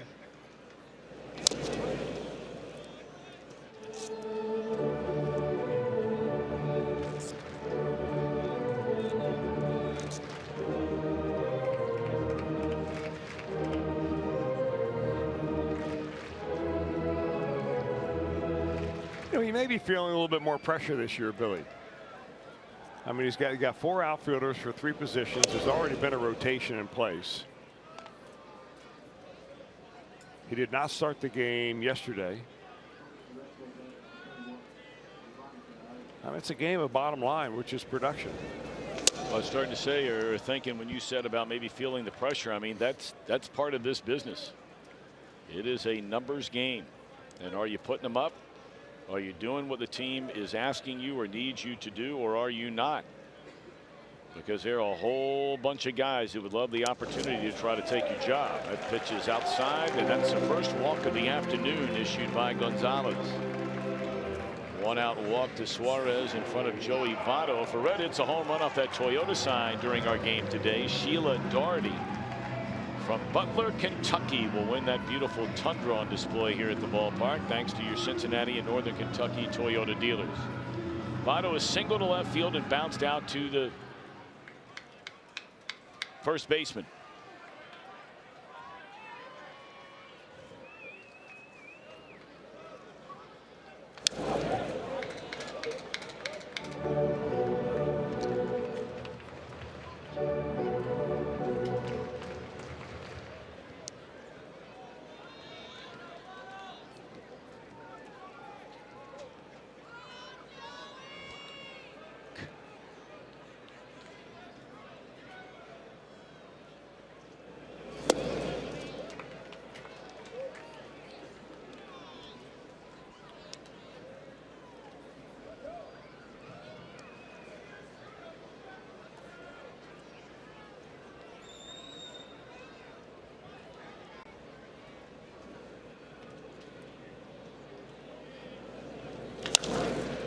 Right side, and they'll just take the out at first base. Suarez moves into scoring position, only the 2nd Red to reach second base in the game today, outside of Jeanette's double with 2 outs in the 4th inning. Adam Duvall, the batter, with a runner in scoring position and 2 outs in the 6th.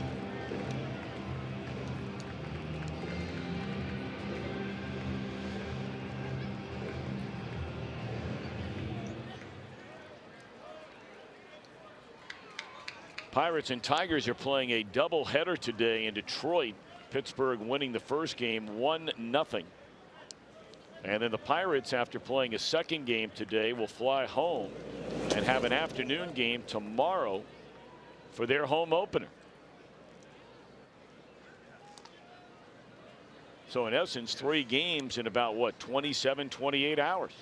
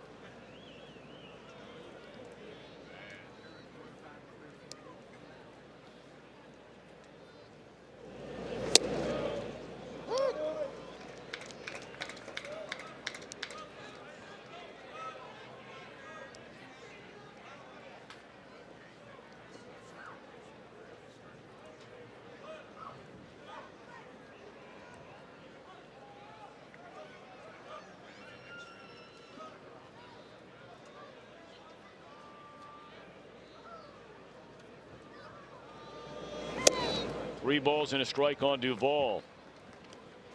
One more out of the strike zone away from giving Scooter Gennett a chance to walk up to the plate representing the tying run. And to start this season, he has been without question the best and most productive Reds hitter.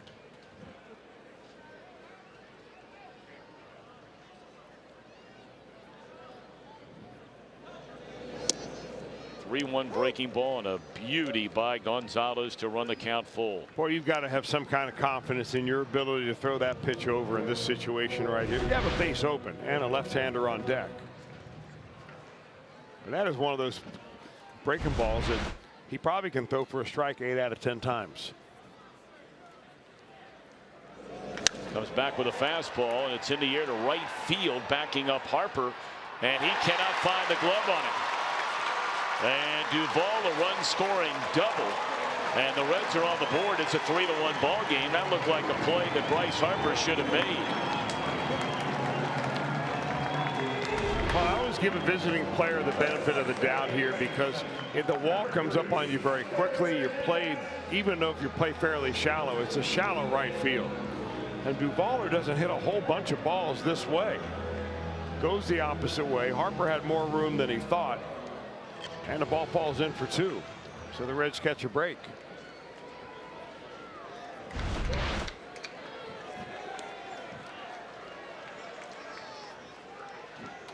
All right, so here's Scooter Gennett, and he is indeed representing the tying run. Duvall, in just, what, 6, 7, now 8 at bats, has already driven in 4 runs. Breaking ball sweeps away from Gennett, who struck out against Gonzalez, swinging back in the second inning, and then doubled to straightaway center field his last trip in the 4th.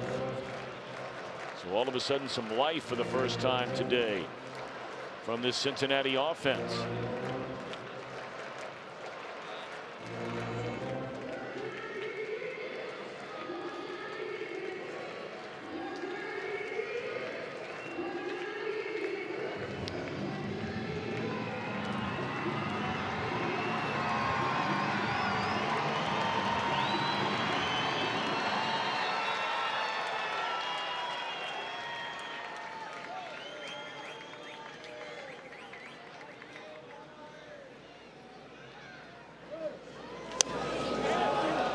Ball taking off for third. It's in the air and foul ground, and Rendon will run it down. I think Gennett was a little surprised by that. He'll never admit it after the game. Reds get on the board. They trail by 2.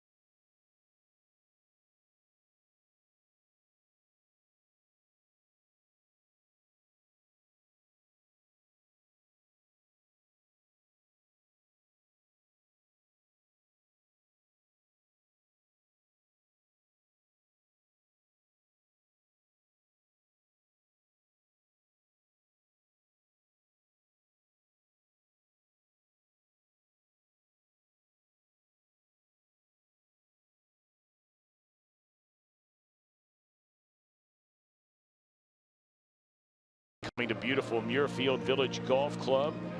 Why not make it a 4-day weekend from May the 31st to June the 3rd? You can order your badges right now at memorialbadges.com.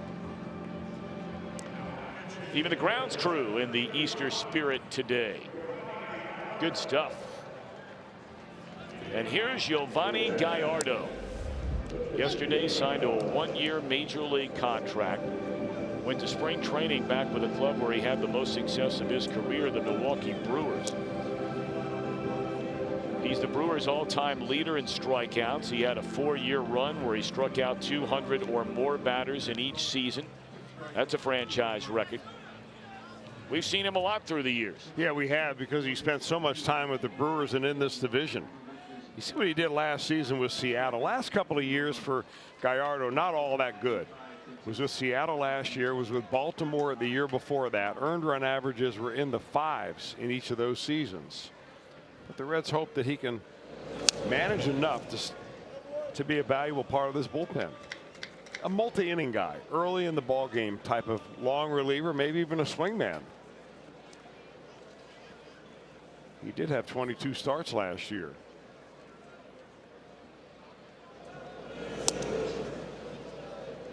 He's been a pitcher throughout his career that reminded me really of the delivery of Jim Palmer, if you remember Jim Palmer. Kind of a long arm, right over the top. Also has a very over-the-top curveball that he likes to throw. Palmer, of course, a Hall of Famer, one of the all-time great right-handers in the history of baseball. And he is now still with the Baltimore Orioles, a longtime broadcaster. Swing and a miss, and that's a strikeout for Gallardo. He has only, over the last year, made 6 relief appearances, but when he got the chance to pitch out of the bullpen last year, even though his overall numbers were not very good, his bullpen numbers were good. In his 16 innings spanning 6 relief appearances last year, his ERA was at 1.6. Now, again, you know, it's a limited number of innings, clearly. But opponents only hit 164 against Giovanni Gallardo as a reliever last year.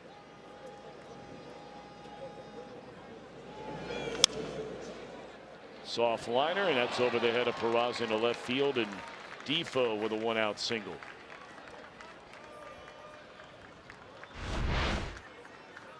Just enough.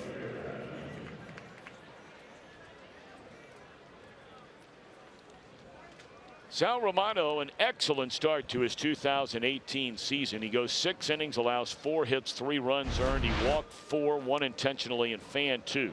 He'll get a lot of wins if he can put that lineup every time. He threw 34 pitches in the first inning when he allowed 2 hits, including a 2-run home run, also walked a batter. But over the next 5 innings, extremely efficient, needing 61 pitches to record 15 outs.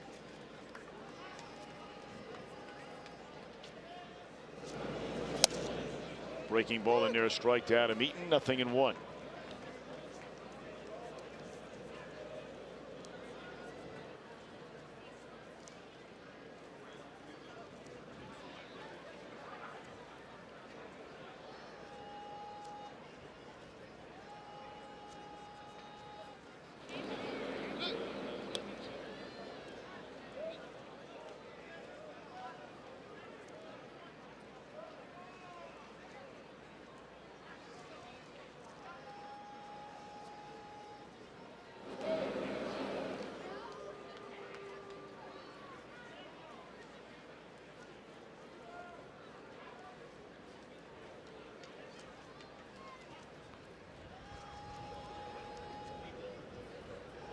Runner goes, and a throw by Mesoraco is into center field. The runner will stay put. He would have easily stolen that base, even with a good throw.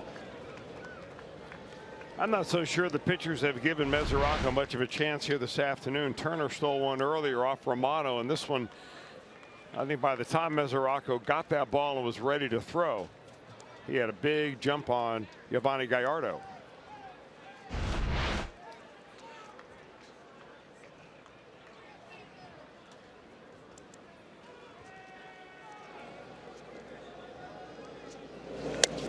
Eaton started 2 and lays off the breaking ball, which remains out of the strike zone high.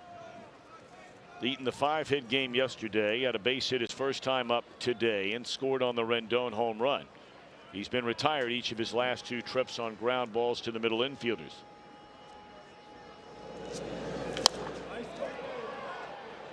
In the air, deep right center field, and this incredible series for Adam Eaton continues.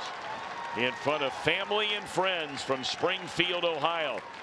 A 5-hit game yesterday, a 2-hit game today, and he points at his family once more right behind the Nationals dugout. There they are.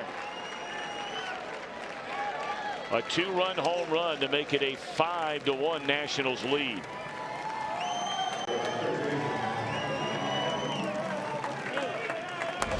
I think Adam Eaton likes this ballpark. Hanging breaking ball right there. Actually not hanging that much, although it only got down to about knee high when Eaton went out to hit it. It really looked like he made contact with almost one hand when he hit that ball. I thought it was more near the end of the bat. I mean, you hit it what looks like off the end of the bat with one hand on a breaking ball, and it still goes for a home run. Mentioned about his parents being here, his wife being here, his in-laws being here. He talked about that in the interview after the game yesterday. Said he rarely ever points,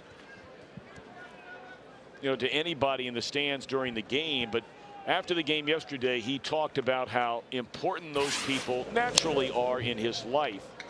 But when he was injured last year, and he only played in 23 games before he blew out his knee, missed the remainder of the year. He said those were the people that were with him. When you're on an extended rehab like that, it's rare that guys like that come to the ballpark every day. You're not around your teammates every day. And there are a lot of long, lonely hours where you might be sitting in Washington, D.C., and the team is on the road on a 7, 9, 10-game road trip. And you're back there having to go in and do all your rehab work, but then you're going back to some apartment you're renting for the summertime. And unless those family and friends are around, that can be tough. Because there's always the doubt, which will creep into any athlete's mind, and it doesn't matter what the injury is. Can I ever come back again?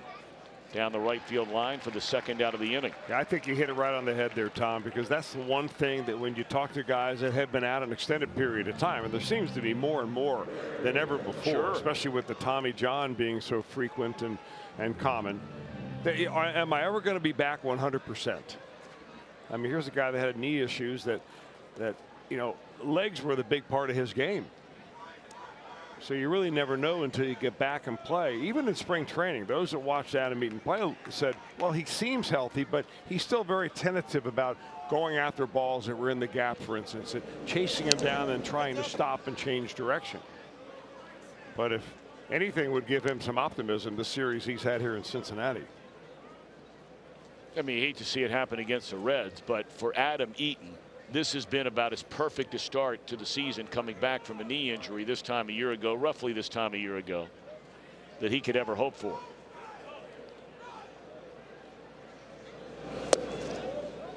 Harper homered his last time up.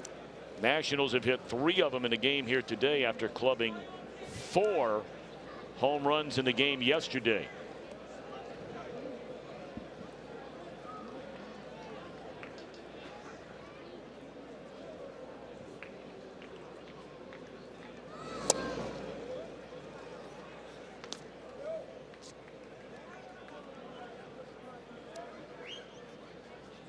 Every time the Reds have scored, and it's only been yesterday, they were shut out on opening day, but each time the Reds scored yesterday, the Nationals came back the very next half inning and answered with runs.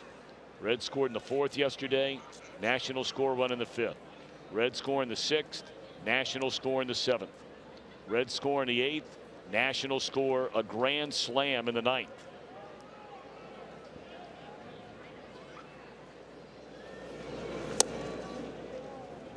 Ball 4 to Bryce Harper.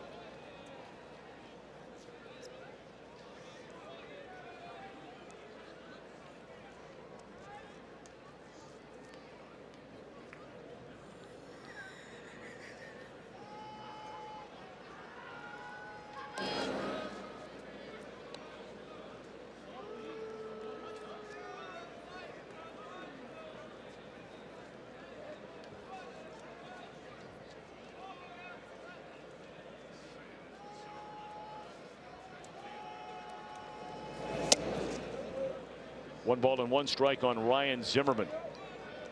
Reds will have 3 more shots at him.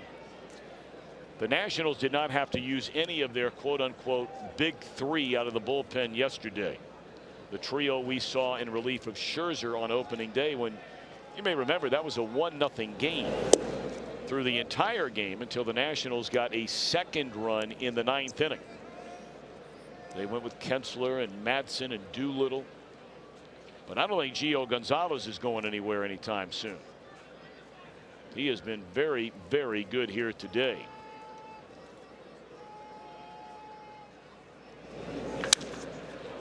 That ball hooked into left field. A base hit by Zimmerman will send Harper on to second base. That is 4, now 3 hits, I beg your pardon, 4 base runners in this 7th inning in Giovanni Gallardo's Cincinnati Reds debut.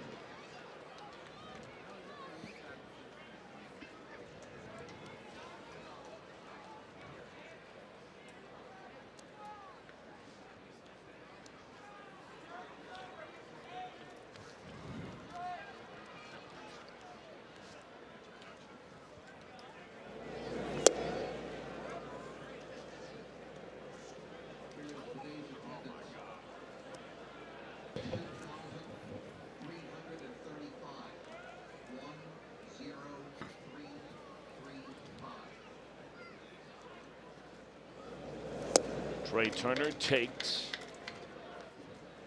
And that's a second straight pitch by Gallardo out of the strike zone. 2-0 on the Washington shortstop.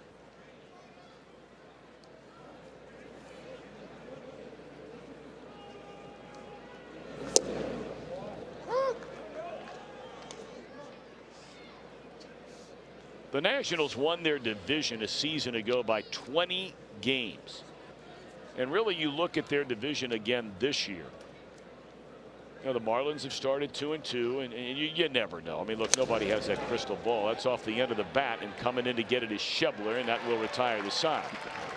A 2-run home run by Adam Meaton, who's had a monster series close to his hometown of Springfield, Ohio.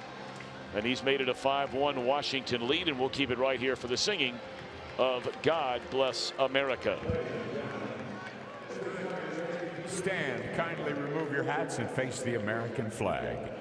Major League Baseball, the Reds and the Nationals salute the men and women of our armed forces, as well as those who serve to protect in our local police and fire departments. At this time, please help us honor these brave men and women and all our veterans of service, and welcome Isan Walker as he leads us in the singing of God Bless America. God bless America, land that I love. Stand beside her and guide her through the night with the light from above. From the mountains to the prairies to the ocean, white with foam. God bless America, my home, sweet home. God bless America, my home, sweet home.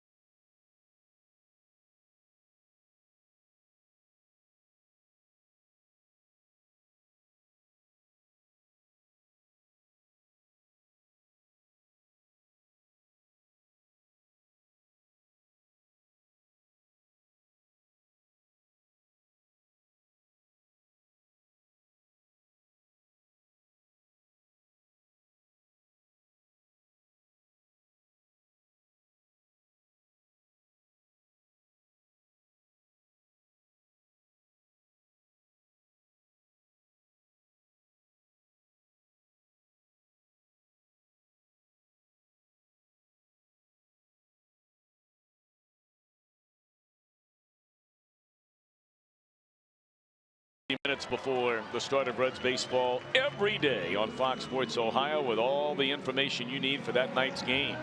We call it Reds Live, presented by Ray St. Clair Roofing. And here's another talented young pitcher in this Reds organization making his season debut tomorrow, Tyler Mahle. And another young man that had an excellent spring that nailed down that opportunity to be in the rotation. You know, he, like every pitcher in this series against the Nationals, they draw a pretty tough opponent. There's a rocket off the bat of Devin Mesoraco to begin the Cincinnati 7th. Washington a 4-run lead. And Devin, his first hit here in 2018. Getting his first start here today. He had one pinch hit appearance yesterday. He laid out a lot of line drives down in Goodyear to give everybody an indication that his bat is still there. The conundrum, though, that the Reds find themselves in, he's really the most threat from a power standpoint that the Reds have on the bench when Tucker Barnhart starts the games. So if he's your best offensive threat, when do you use him? Because he is your backup catcher. So if your main catcher were to get injured somewhere along the way, you're looking at an emergency catcher to finish out the game. So it's a tough spot for the Reds to be in, but they like to get him some at-bats.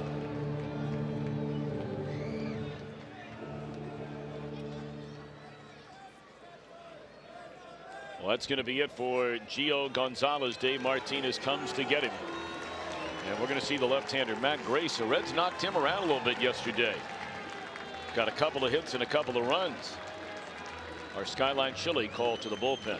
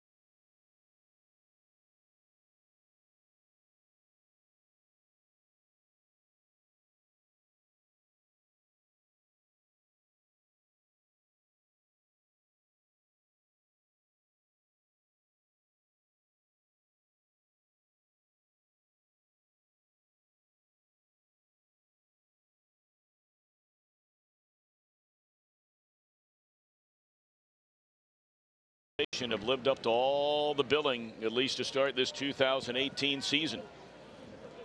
The strikeouts have certainly been there. 10 by Scherzer. Boy, that run of 7 in a row by Scherzer on opening day was mighty impressive. Well, when you consider that Scherzer walked 1 batter, Strasburg walked none, and Gonzalez walks 1. Yeah. That's a 24-2 strikeout to walk ratio from your front 3 starters. 24-2.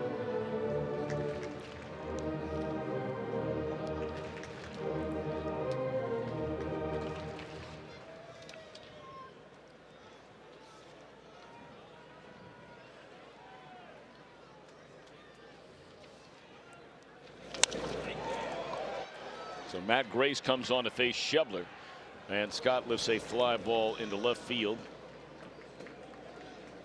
And that's the first out of the inning. And just for some comparison's sake, and it's not to nitpick in any way, shape, or form, because what the Nationals have is a unique group. It's a special group.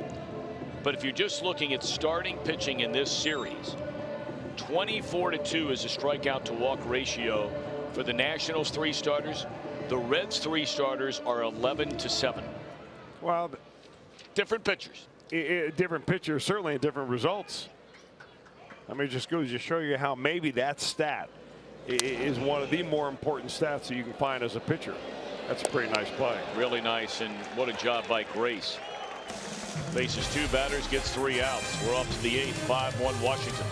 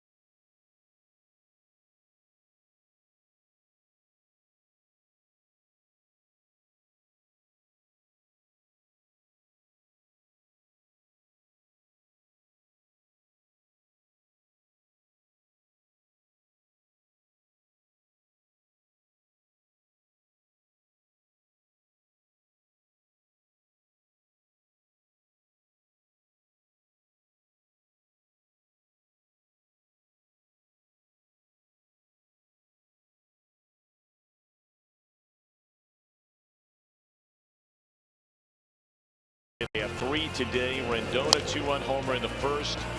Harper a solo shot in the 6th. The 2-run home run by Eaton in the 7th inning, and Gio Gonzalez just falling right in line behind Scherzer and Strasburg. 6 innings, 6+ innings of 5-hit 1-run baseball. He was around the plate with all of his pitches. You know, it's amazing how a guy who, you know, no longer throws into even the low 90s can make that fastball still look like it's fast enough that they're throw it right by the hitters.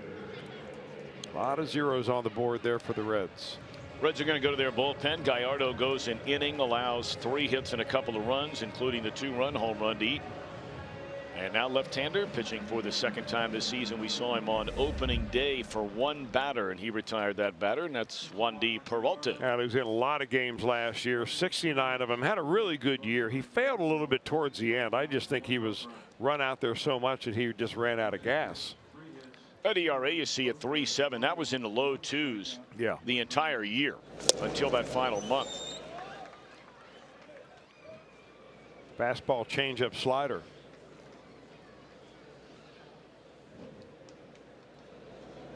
You know, and you used to talk about it all the time last season when you go down there, which you frequently do and did again today, and talk to some of the players of the visiting team that comes into Cincinnati. When you talk to the hitters, they'll tell you how good they think Wandy Peralta is. Yeah, they don't pick the ball up out of his hand, and his changeup is so good. I mean, it can be, you know, 10 to 12 miles an hour slower than his fastball. I mean, that's a terrible at bat for Michael Taylor, but a great at bat for Wandy Peralta. I mean, 3 changeups in a row. I don't mean really a terrible at bat. He just made him look terrible. That's, you know, that's the next best thing to just breaking a bat off in the guy's thumbs. If you can make him look like that. Which he basically did right there on Miguel Montero. 2 down.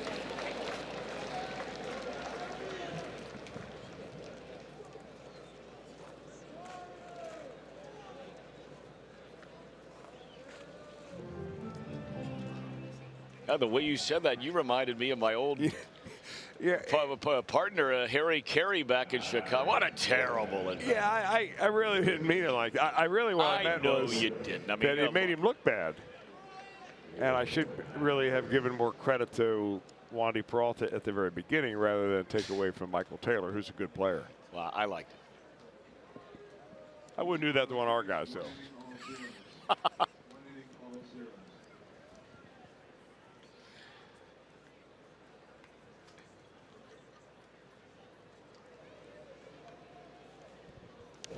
And then Drilled in the back is Brian Goodwin. Goodwin hit the grand slam in the 9th inning yesterday. A good one taking a stare down there at Wandy Peralta, believing maybe that's what Peralta had in mind. I mean, when you get drilled in the ribs, hitters tend to think you're trying to hit them there.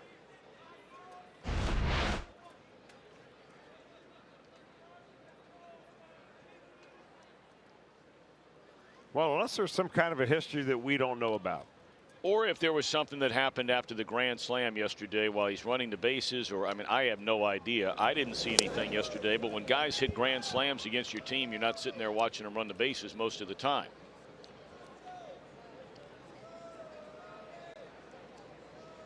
Who knows? And it's not like you're going to find out after the game either. So that'll be one of those that we may never know.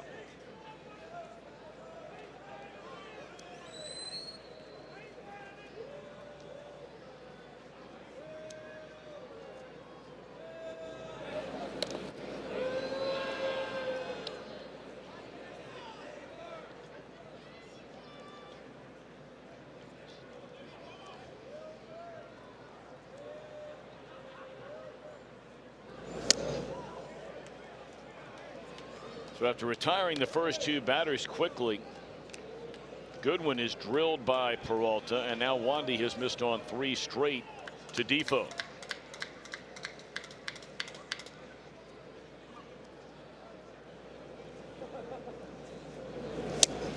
Three and one.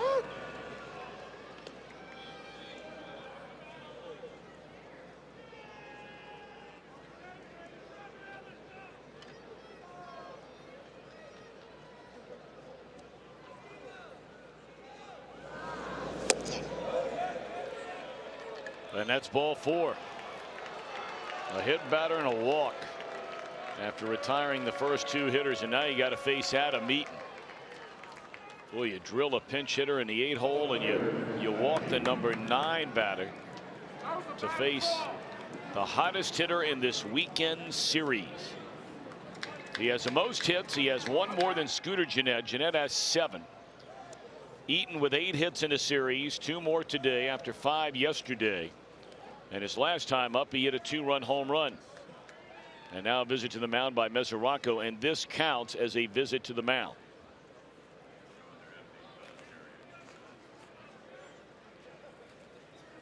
So something like this would never have counted in the past. A visit to the mound would be defined by a pitching coach or maybe a manager coming out. And probably that visit was as simple as saying, remember, with a runner at second base, we're going to this sign sequence. So the Reds have 3 visits remaining. The Nationals have 4 of their 6 remaining. Eaton first pitch swinging, and Duvall is there. The inning is over. A scoreless 8th for Wandy Peralta. Nationals in front 5-1.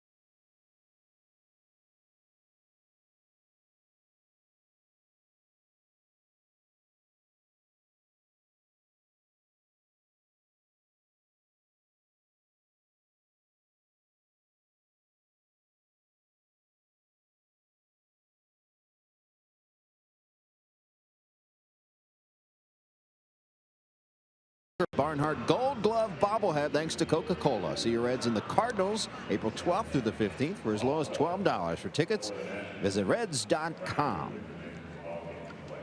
Warming up in the Reds pen, Raisel Iglesias back from paternity leave. Mother Yannette gave birth to Oliver on Thursday in Miami, and I got to tell you, when he returned to the clubhouse earlier today, he was beaming with smiles. It's something that he has wanted, a child, and in this case, a son. And he was going around with his phone, pictures of his son, just beaming and showing everyone the proud papa. Congratulations, Raisel Iglesias. Congratulations indeed. Nothing better. Phil Gosselin is the pinch hitter, and he is facing Sammy Solis, hard throwing left-hander out of this Washington bullpen. We saw Solis in the game here yesterday, went 2/3 of an inning, picked up a strikeout. No hits, no walks, no runs. Breaking ball is down low. With a 4-run spread, it appears that Martinez is going to use some of his other relievers today rather than the big three, as Goodwin remains in the game to play left field, replacing Adam Eaton. The Nationals move on after the ball game today to go down to Atlanta for a 3-game set against the Braves. Reds, of course, will host the Chicago Cubs starting tomorrow. Braves off to a nice start. They won 2 out of 3 against the Philadelphia Phillies to begin their season. Those teams were off today. There are a number of teams on this Easter Sunday that opened the season on Thursday and played Thursday, Friday, Saturday, and they get Easter Sunday off.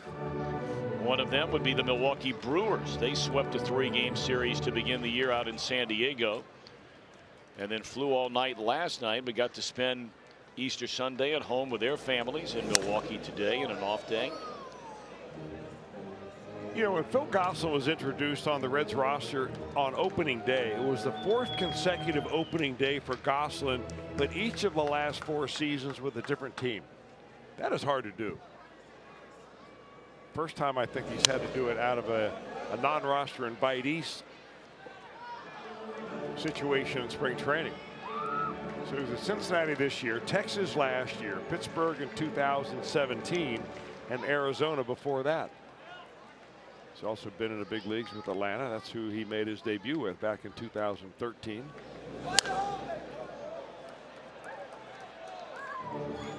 Three balls and 2 strikes. Good at bat here so far for Gosselin, leading off the Reds' 8th inning, beginning to run out of outs. Reds have 6 to play with, trailing by 4.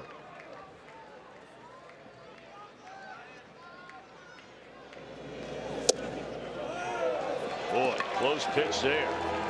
And Gosselin draws a leadoff walk.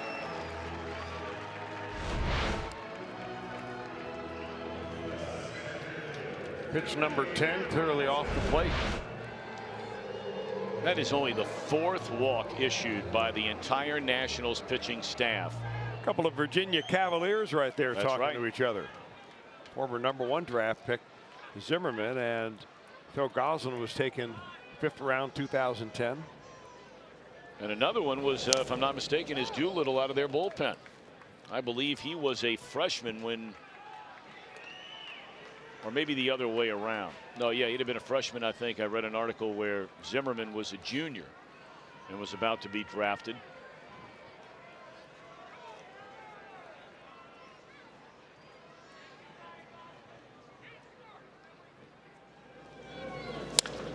Billy hooks one down the left field line into the corner. Gosselin on his way to third. They are going to wave him around. Hamilton will stop at second. No throw to the plate, and the Reds have made it a 3-run game on a double by Billy Hamilton, his first hit of this season.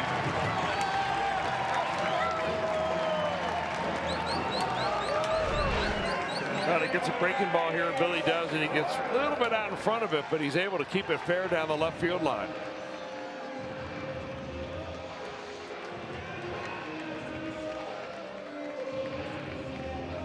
I would imagine we're going to see one of the big 3 relievers start to get loose here for the Nationals, and it looks like, yep, Ryan Madsen is going to start throwing. Well, he can't possibly be ready for Votto, you wouldn't think. Grace being left-handed, Votto coming up next. So the Reds have a couple of batters anyway to try to add something on before he's able to go to the pen. Solis walks the first batter of the inning, then gives up the RBI double. Saw Madsen on opening day.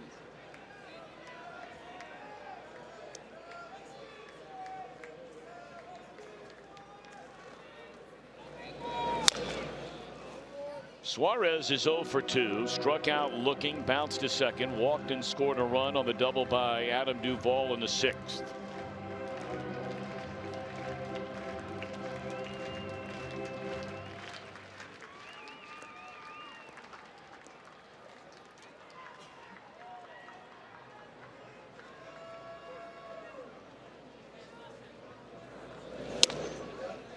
Fastball high.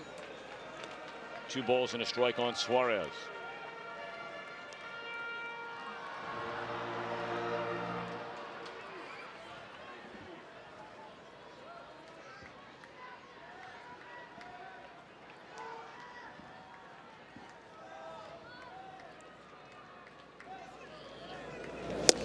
Well, if there's ever a day to have hope, it certainly would be on Easter Sunday.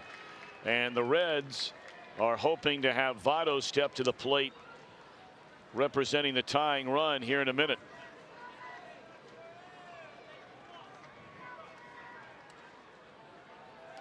It's one thing the Reds did a lot of last year.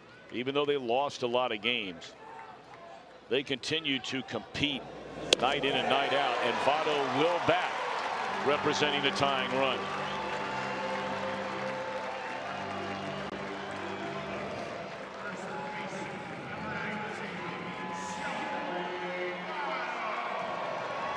Well, it might be a first-year manager there for Dave Martinez, but you've got an experienced pitching coach in Derek Lilliquist. He's going out to the mound now, and his bench coach is a former manager, Chip Hale, who managed the Arizona Diamondbacks. So they're going to give Grace at least one more batter, and that's Votto. Duvall's in the on-deck circle. One footnote, by the way, in this series, Chris, the 7 home runs so far in this series by the Washington Nationals are the most in the first 3 games of a season in Washington Nationals history, and that's only going back to 2005. They hit 6 in the first 3 games last year. I don't know what the message was that Lilliquist could have delivered to Mark Grace. He probably could have said to him, or I mean to Solis, said, listen, I've watched a guy from the St. Louis dugout for 5 years. We haven't figured out how to get him out. But, you know, you and I have discussed frequently that the Cardinals pitched Votto different than any other team in the National League consistently over the last number of years. So here's Votto representing the tying run. Swing and a miss. Well, what they did was pound him inside relentlessly. Relentlessly is right. And Votto and other teams tried to do that. It's just a difficult pitch to throw for a lot of right-handers to get it in there.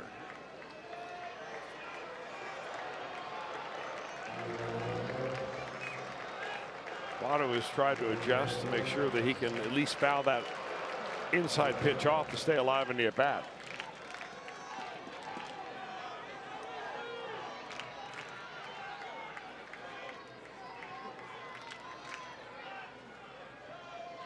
Two on, nobody out, a run home, and the Reds trailing 5-2 in the 8th.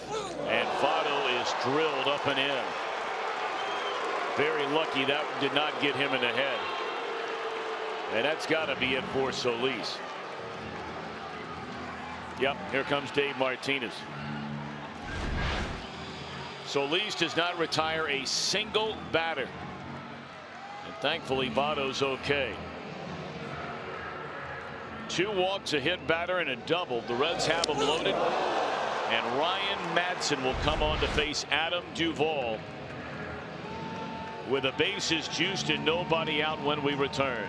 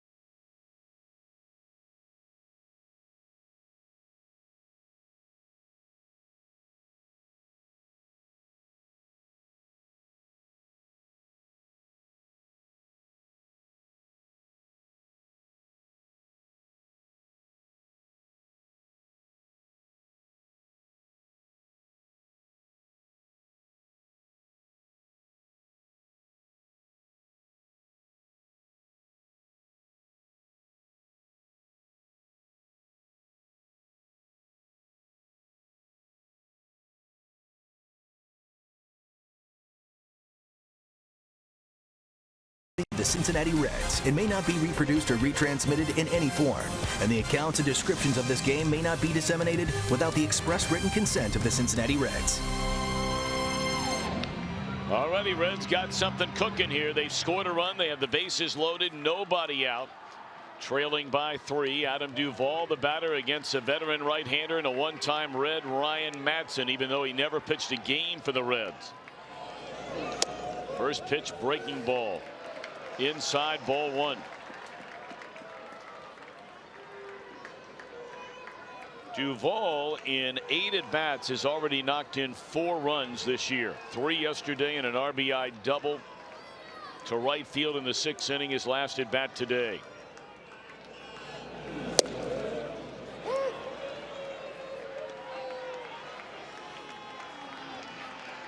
Duvall clearly hunting a fastball right here. Took 2 curveballs that were up and in hittable spots in the zone. But why waste your bat on something you're not looking for?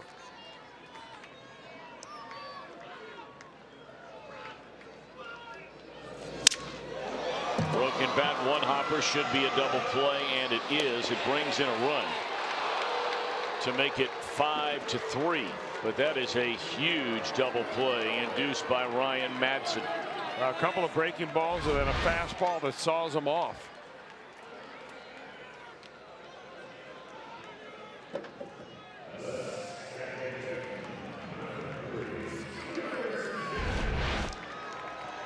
Madsen allowed a single in the 8th inning on opening day to the man who bats now, Scooter Gennett. Look at those numbers from Madsen last year. They acquired him halfway through the season, and he was money in the bank. 37 years old. We mentioned the Reds brought him in. For those of you that don't know, the Reds brought him in to be the closer post Francisco Cordero. And in one of his very early bullpen sessions out in Arizona, before the games ever began, shortly after pitchers and catchers reported, he tore up his elbow and did not pitch the entire year. And we talked about it on opening day that eventually would force the Reds, who for a second straight spring were working Aroldis Chapman as a starting pitcher, and they had to shift gears really on the spot and send Chapman back to the bullpen to be the closer.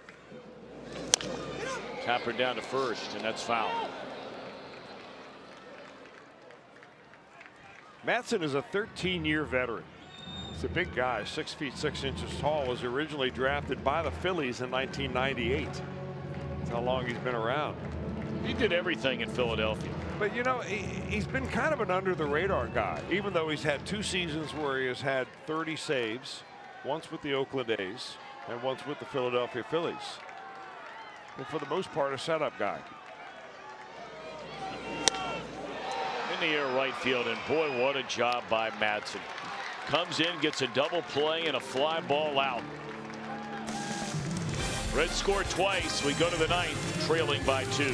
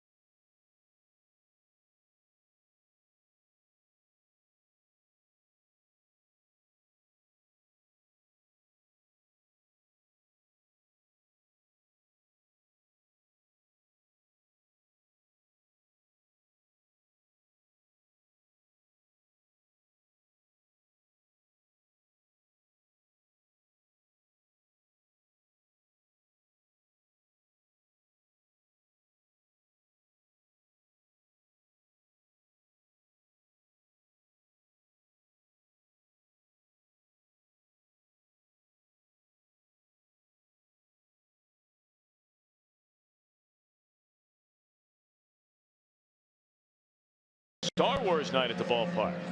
Celebrate by purchasing the Star Wars themed ticket package presented by PNC Bank. Get an exclusive Chewie bobblehead and your game ticket to see the Reds and the Marlins. This limited edition bobblehead is only available through this offer. Visit reds.com/themes. They have a lot of those to the Reds during the course of this year. Some great stuff. All right, we get our first look. Activated for the first time, had to spend 72 hours on the paternity list celebrating the birth of their first child, is the Reds closer Raisel Iglesias. Always fun to watch Raisel pitch.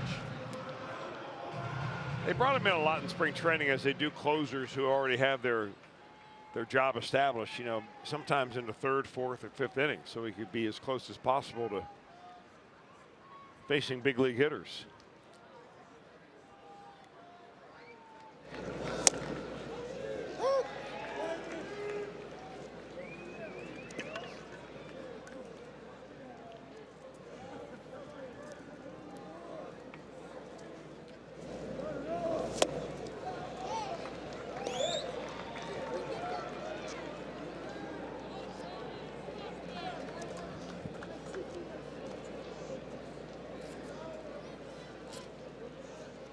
Iglesias ahead of Anthony Rendon. I mean, Raisel is walking right in there and facing the heart of this batting order of Rendon, Harper, and then Zimmerman.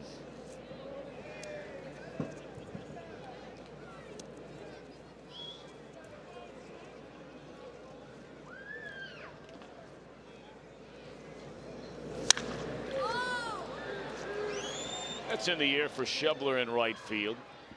And that's out number one here in the Washington ninth. If you're taking a peek around the bend in the Cincinnati bottom of the ninth inning, they'll have Devin Mesoraco, Scott Schebler, and Jose Peraza. It will be Goslin thereafter, because the Reds have kept Goslin in the game as part of a double switch. And Scooter Gennett is removed from the game. He made the final out in the bottom of that eighth inning.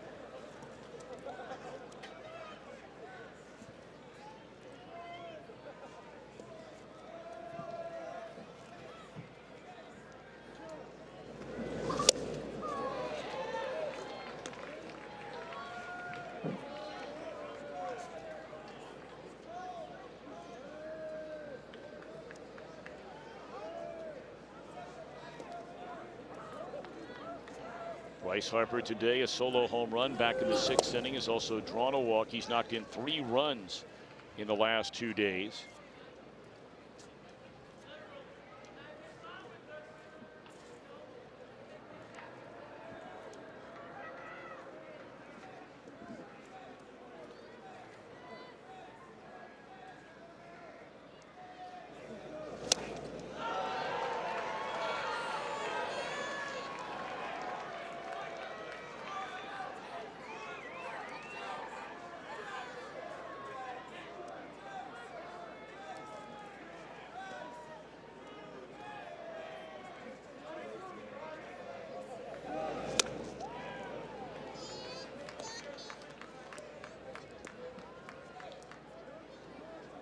You know, Chris, you're a big Twitter guy, and I know sometimes you're checking out from time to time some of the fans who take the time to tweet to you personally. And actually, one of them is, I'm looking over your shoulder, and the young man is correct, and I should correct myself, that Chapman became the closer in 2012. We were making reference to Ryan Madsen a minute ago.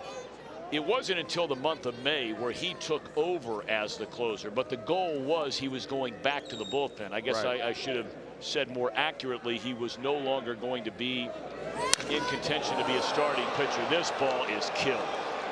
Holy Moses. And Harper knew it the second it left the bat. A pair of home runs today for Bryce Harper.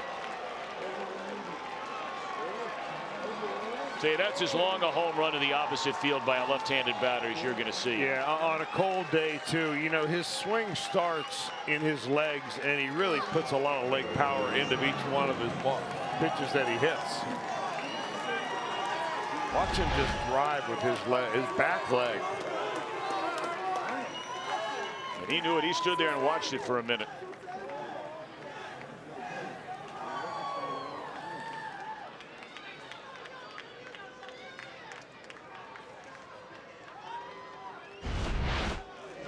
flip, though, or anything like that. You know, that is the one thing that those that have watched Harper now, and this is 6th year in the big leagues, and from what little we see him, I certainly would concur with the opinion. 16th time he's had 2 or more home runs in a game.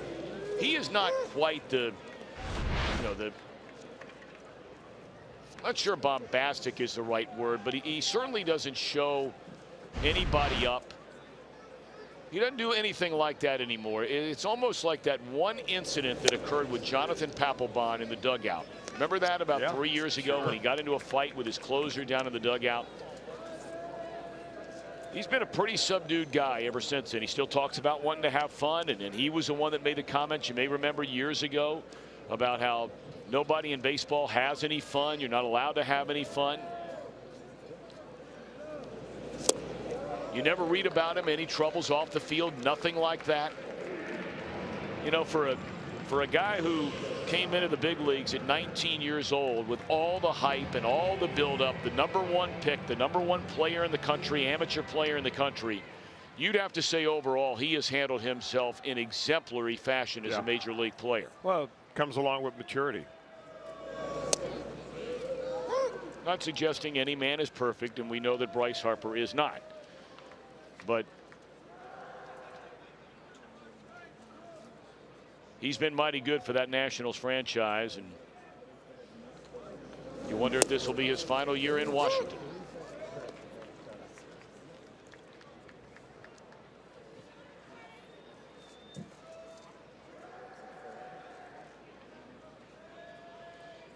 Oh, and 2 on Trey Turner, and once more the Nationals, after the Reds score a run, they come right back and score again. They have done it every single time the Reds have scored in an inning this series.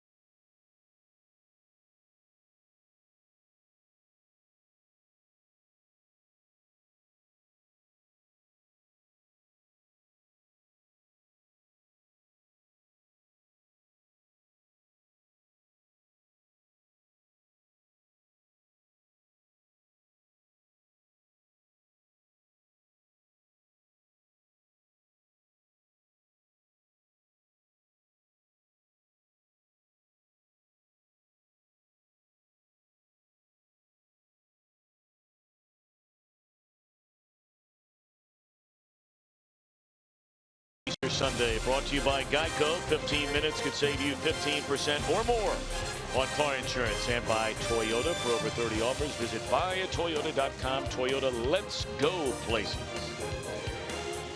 Tomorrow, April in the OHIO continues. The Reds and the Cubbies, the reigning National League Central Division champions, in town for a quick 2-game series.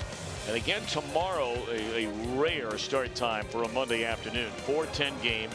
Reds Live begins at 3:30. April in the OHIO, presented by Menards. Sean Doolittle takes over on the mound. He is the Washington closer. Picked up a save #1 on opening day. What an extraordinary job done by Ryan Madsen. Walked in with the bases loaded and nobody out. Got a double play ball. Got a fly ball. Inning over. Threat over. Lead in hand.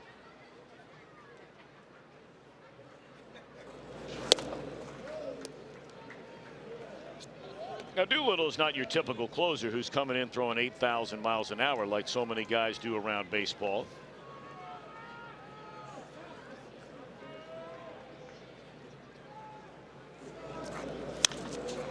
Mesoraco straight up into the air. And who wants it? Defoe, one away. Coming up after the game, stay with us. Reds Live brought to you by Performance Kings Honda. We'll break it all down. Jim Day standing by from the Fox Sports Ohio condominium. That is a chilly condominium right about now on what has been a downright cold Easter Sunday. Well, it was beautiful this morning. I mean, not a cloud in the sky until about 2:30, 3 o'clock. And then much like yesterday, clouds start to roll in. They're talking about the possibility of some snow later tonight here, and then up in the 50s tomorrow. Supposed to be 70 here in Cincinnati, 74 on Tuesday, and they're saying the high on Wednesday is 38. I saw that today and I said, are my eyes playing tricks on me? Get your winter clothes back out. Well, they're all in that bag on its way to Pittsburgh and Philly, brother.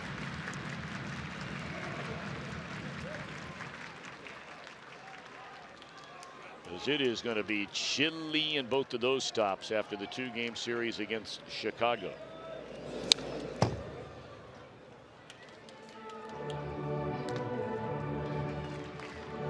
Why it's sort of surprising to me, Chris. I don't know if it is to you, but I was very surprised. And there have been a lot of things talked about in this collective bargaining agreement. I mean, especially salaries and taxes and all those kinds of things, and players upset about more free agents not being signed and so on and so forth.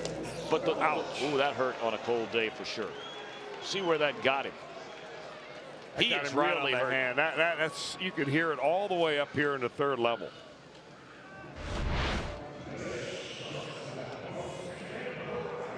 Oh, elbow. I thought it got him on the wrist. Well, better on the elbow than the wrist, don't you think? Yeah. I think it's probably numb all the way down his hand. Ooh. Maybe a funny bone. Not so funny bone.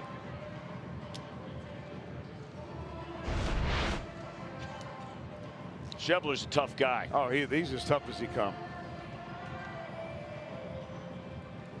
Steve Bauman, the Reds head trainer.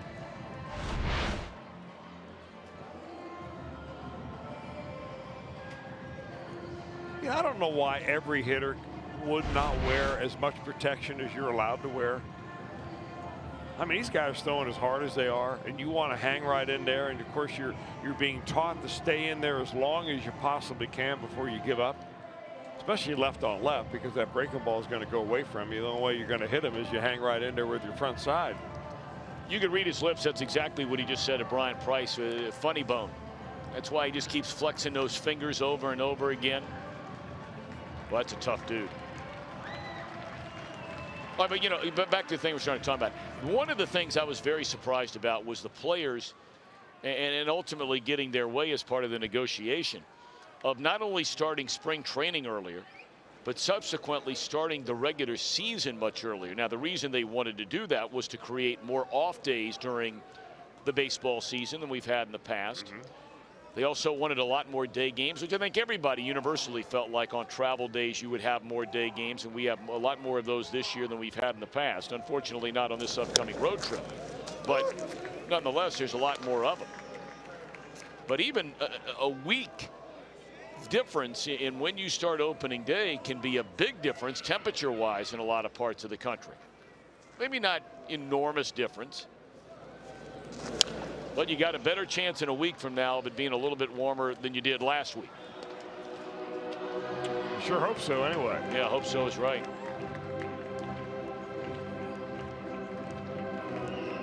I mean, that game today in Detroit looked brutal, and that is a doubleheader today.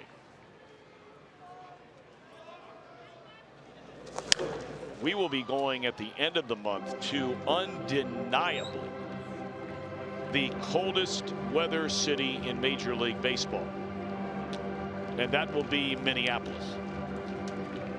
And it's not even close. Some might say Chicago.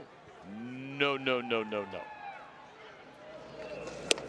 Some of those minor league cities where Yeah, that's you're different playing in ballgame. upstate New York, and you used to play in the Eastern League when they had cities up in Canada, in Quebec, like Three Rivers. The Reds used to have a team up in Three Rivers, and they started at the same time the Major League season started.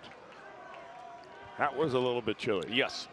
And I am referring, of course, so to cities that play outdoors. Milwaukee gets extremely cold, but they play at retractable roof. Reds are down to their final out. As Peraza pops up, Peraza 0 for 4 today, and Peraza will go into the Chicago series having started 3 straight games, Chris, of this series without a single base hit.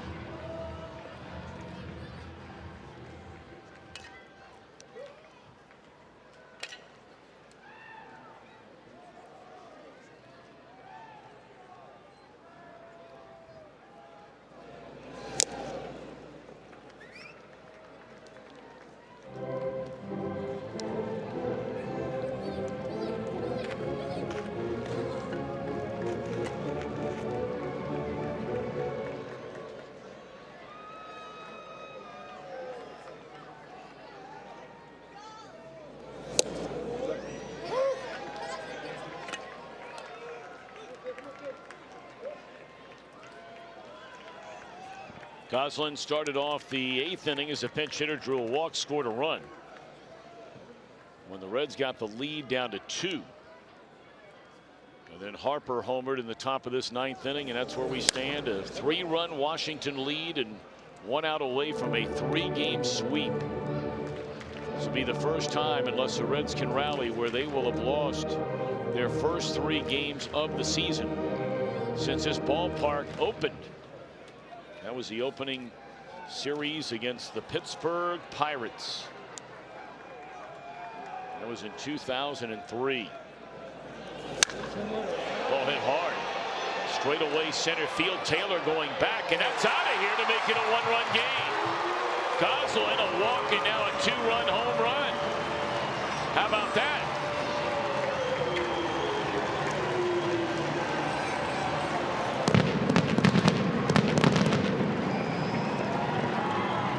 Pretty nice swing right there by Phil Goslin. Mentioned earlier his 4th consecutive opening day, all with different teams. And he gets welcomed into that Reds dugout after this opposite field blast. Well, he was right on time. Got the foot down and dropped the head.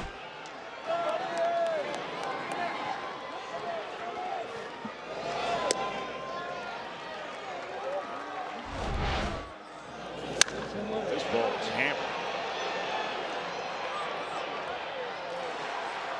All right, here's Billy Hamilton. He had an RBI double down the left field line his last time up. Hamilton can find a way to give on and give Suarez a shot at it.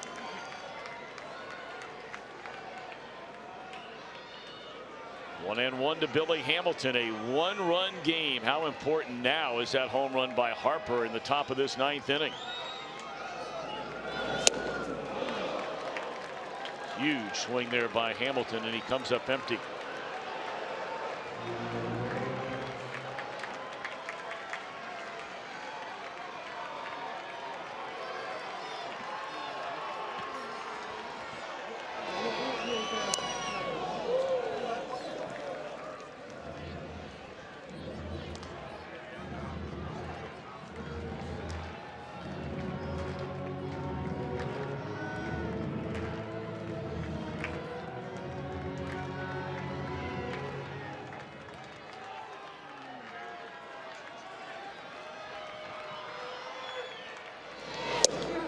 That's strike 3 called, and that's the way this one comes to an end.